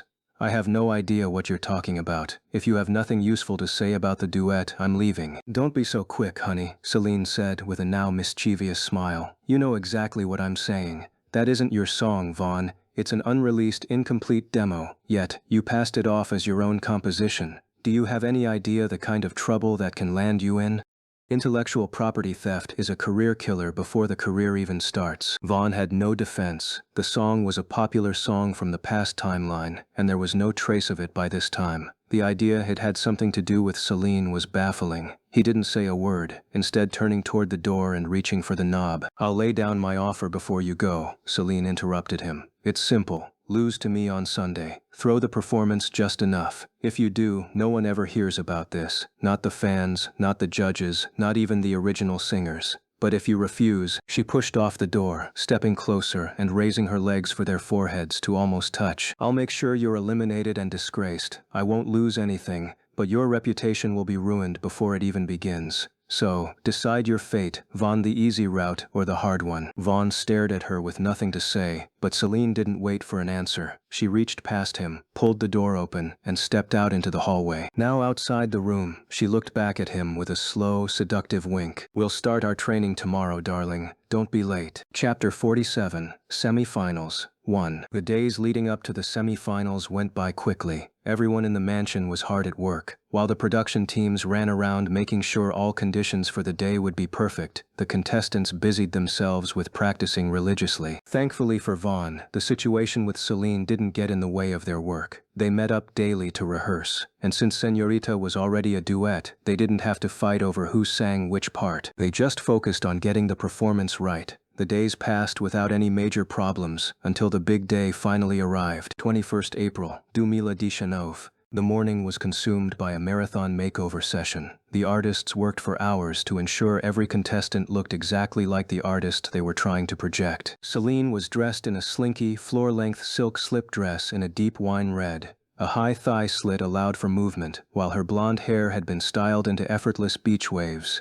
Paired with stiletto heels, the outfit gave her an air of untouchable elegance that perfectly suited the sultry nature of her duet. Vaughn was styled to match Celine's dangerous edge. He wore a black silk shirt with the top buttons left open, tucked into dark, tailored trousers. His hair had been pushed back and sharpened, highlighting his features and leaning into the charisma the fans had come to expect. Aura and Julian stood in stark contrast to the polished look of the first pair. To match the raw, emotional weight of their ballad, they were given a more grounded aesthetic. Aura looked natural in a floral maxi dress paired with rugged leather boots, her blue-purple curls left wild and loose. Julian had ditched his usual refined suits for a distressed denim jacket over a plain white tee and dark jeans. He looked less like a pop idol and more like a weary musician, ready to deliver something honest. By 8 p.m., the 4 contestants were huddled backstage on a plush velvet couch, their eyes glued to a large screen. Despite the looming eliminations, the atmosphere was surprisingly light.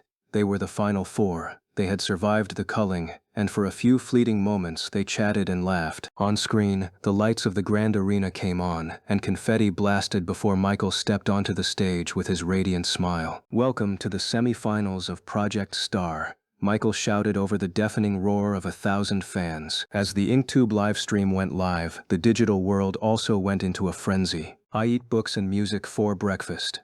Oh no, we're at the semis so soon. It's happening too fast. OMG, I'm gonna cry." Negative reviewer 151. "What the fuck is with that reaction? Stop being overly dramatic, y'all. The show isn't even A-lat. It's cringe and dry as your friendly criminal." Shut TF up at negative reviewer 151. "It's like I see you every day these days. Can't you just enjoy something good for once? The show is awesome. Okay, except that lucky bastard named Vaughn. This is my favorite show." Vaughn's wife. "What do you mean lucky? First it was talentless, now he's lucky. Y'all ungrateful, brainless, illiterate, bottom-feeding insects better leave my husband alone. You can't even comprehend the level of artistry he's displaying." "Touch me, Celine.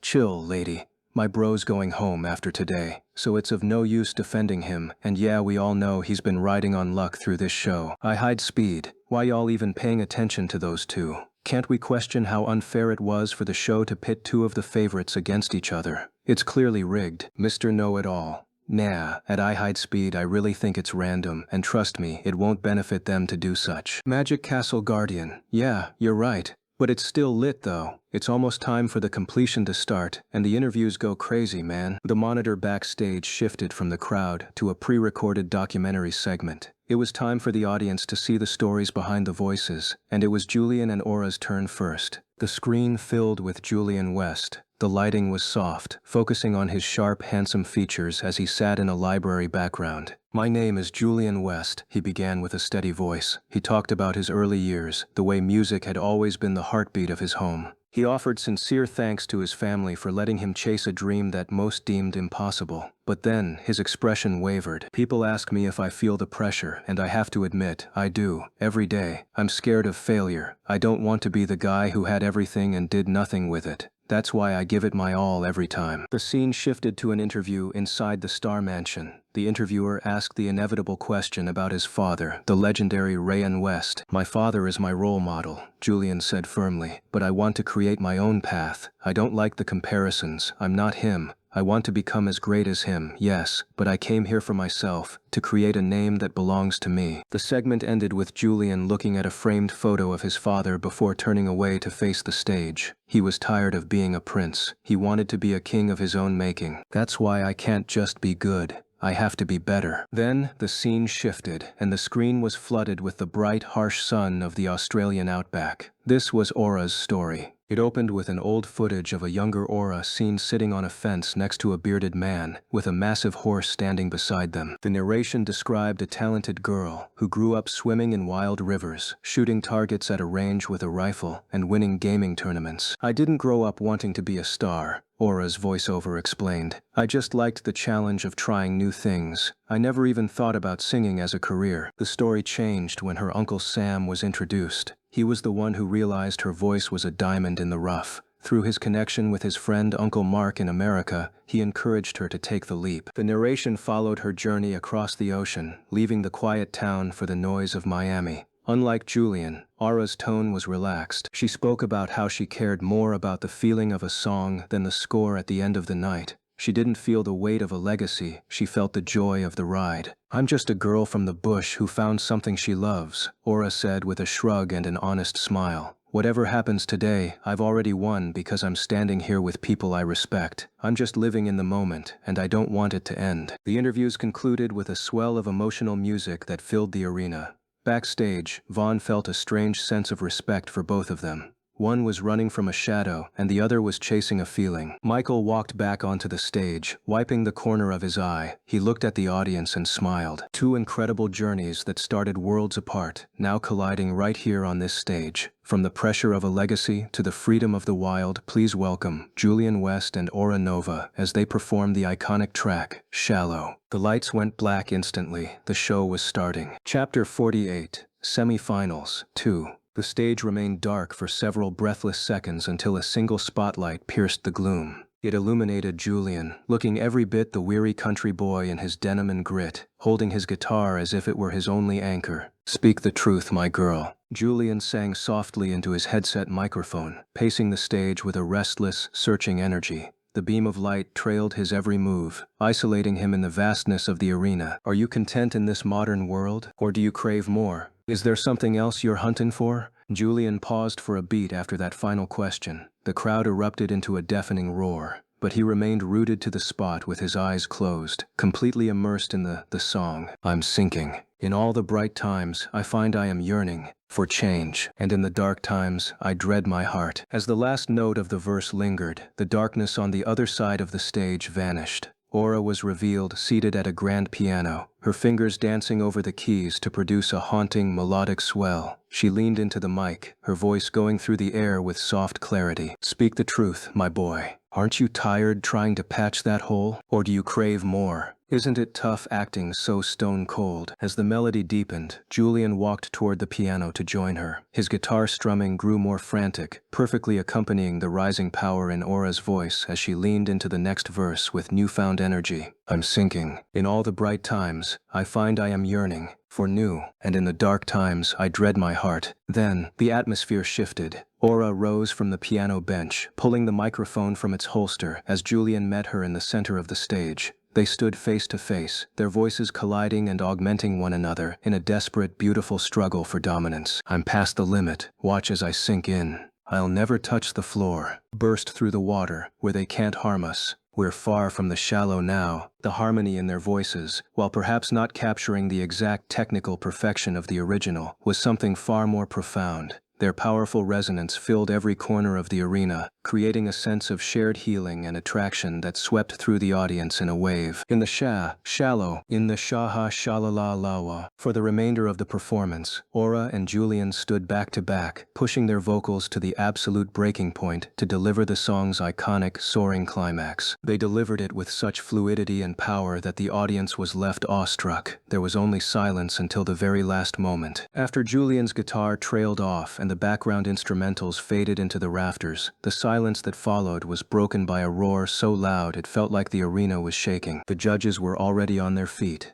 Even Rex was clapping profoundly with deep respect. The claps continued for a long while before Michael came onto the stage and gave them a long, quiet look before facing the audience. Wow, I don't have words for this. Hands down, I haven't heard anything better in this show. There were laughs and claps from the audience, but no one could deny the declaration. The performance was simply that good. Michael looked at them. "Julian, Aura, you two are amazing. Your talent is boundless. You have amazed us all here today, and either of you that goes home should do so with a proud chest. You are truly amazing." The duo nodded and gave words of appreciation, but they were soon directed off stage. Michael faced the crowd. "Now, oh great viewers, it's in your hands. The judges have had their say all week, but for the semi-finals, the final verdict belongs to you. Vote now on the Star app. Thank you." Michael turned around and the lights dimmed once more. Meanwhile, InkTube was exploding once again. "Aura's Aussie fan. BRB voting with 100 times with my 10 devices. She literally ascended on that bridge. Meme God _69.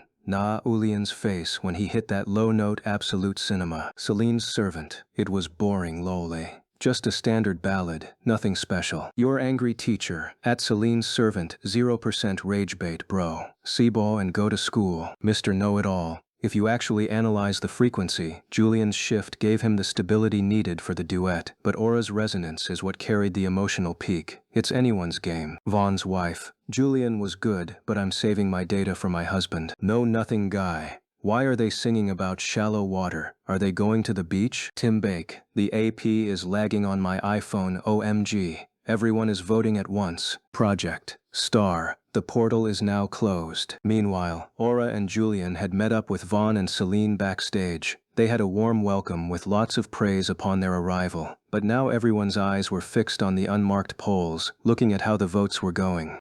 Only the contestants had access to this, but the bars were still hidden for suspense. What even made it more intense was how tight the margins were. It looked like a draw because each side kept overtaking the other with a slight difference. But it couldn't be a draw. Everyone had their eyes fixed on the screen as they awaited a result, until suddenly the results were in, and they were called to the stage. During that moment of them waiting, the audience had been entertained with funny and rare clips of the contestants that had performed, making them savor the memory of them being on the show. But now the contestants were back on stage, the screen switched with the logo, and all eyes awaited the big thing. Michael turned to Julian and Aura, placing a hand on each of their shoulders. "The two of you have been absolute pillars of the Star Mansion. We've watched you grow, we've watched you support each other, and we have enjoyed every single second of your journey.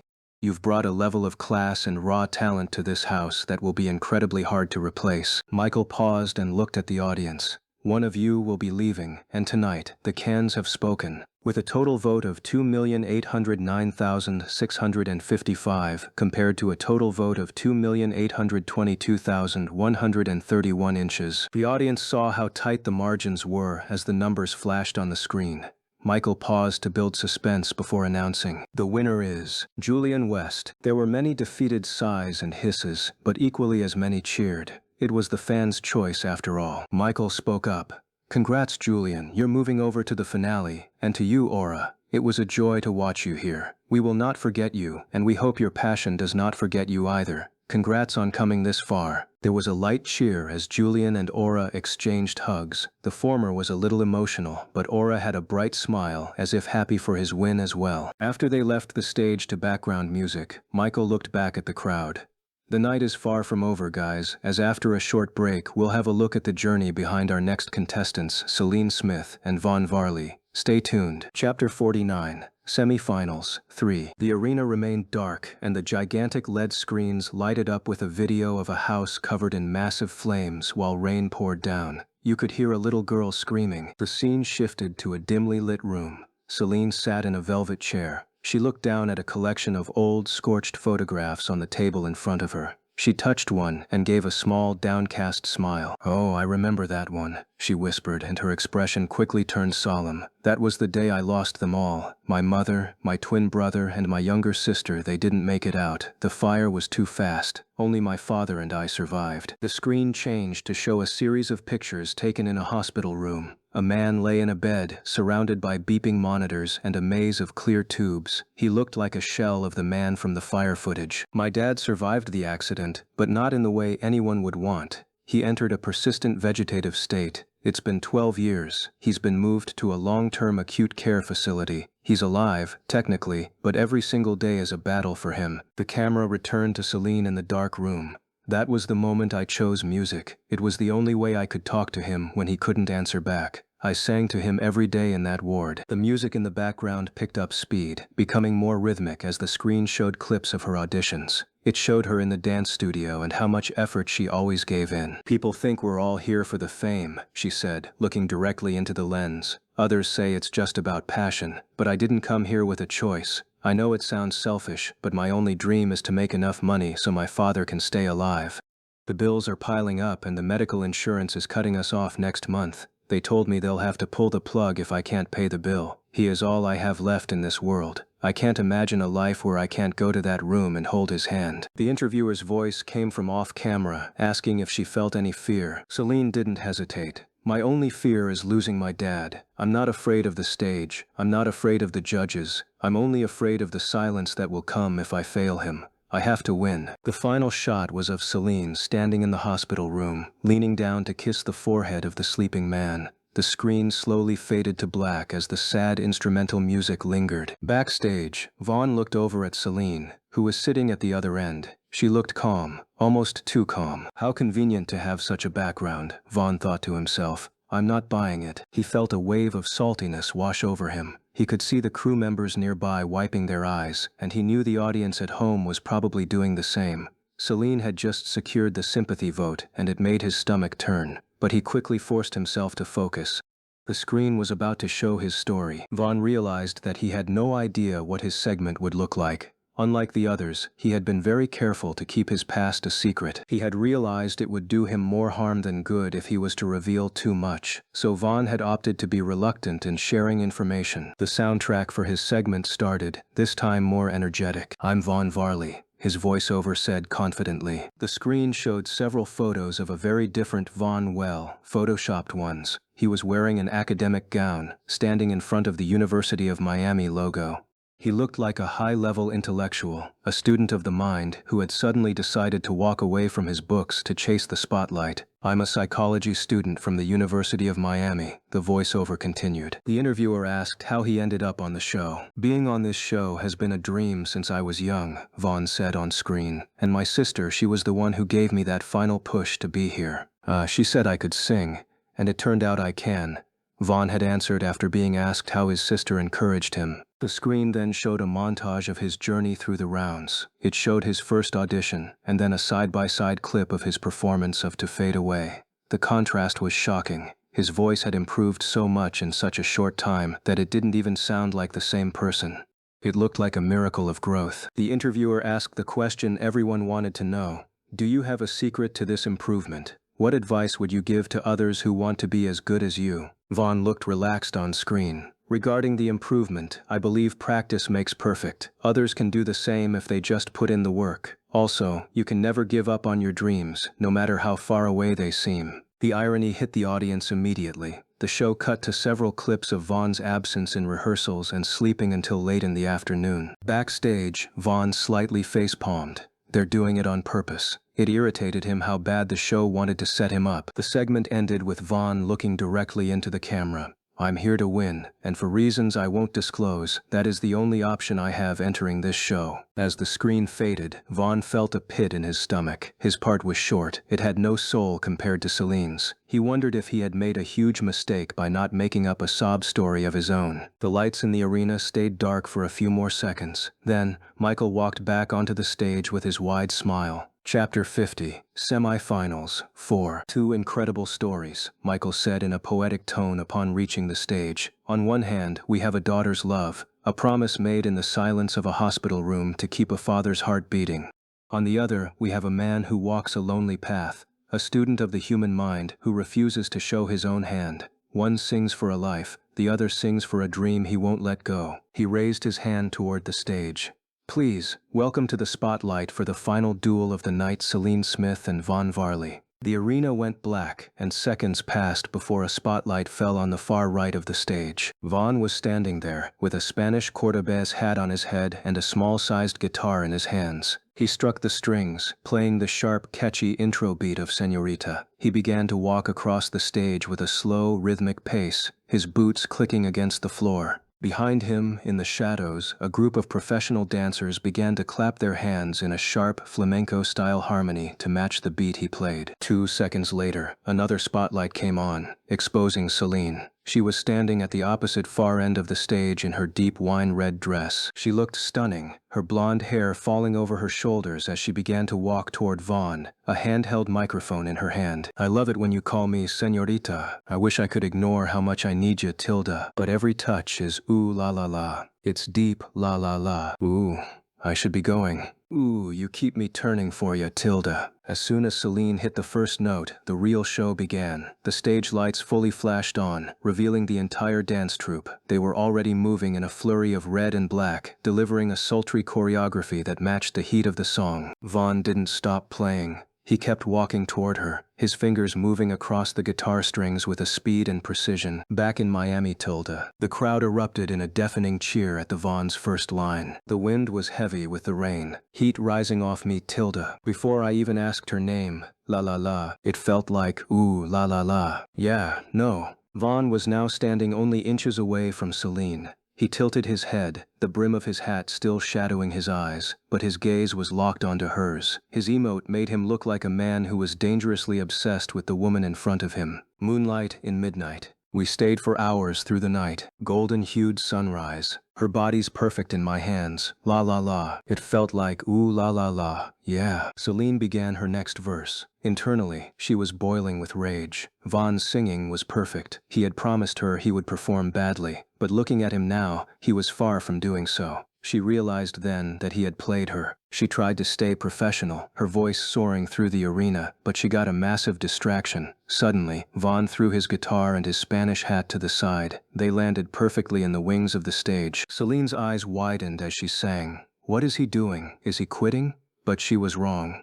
Vaughn didn't quit. Instead, he pulled out a perfectly executed power slide, his knees hitting the stage as he glided 10 feet across the floor with a smooth, sideways motion that left the audience in a state of shock. He didn't stop there. He stood up right in the middle of the dance troupe and took the lead. He began performing a complex, fast-paced choreography that was even more difficult than what the professionals were doing. Celine could only curse him under her breath as she kept her voice steady. That bastard. He learned the dance behind my back. It had never been in their plan to dance, but Vaughn was now the center of the entire arena. Celine ignored him and continued singing the rest of the song to play her part. When she reached the outro, Vaughn stepped back toward her. He didn't give her a choice. He grabbed her hand and pulled her into a synchronized spin, leading her through the final movements of the dance. Celine had to follow him, or she would have messed up the performance. All along I've been coming for ya, and I hope it meant something to ya.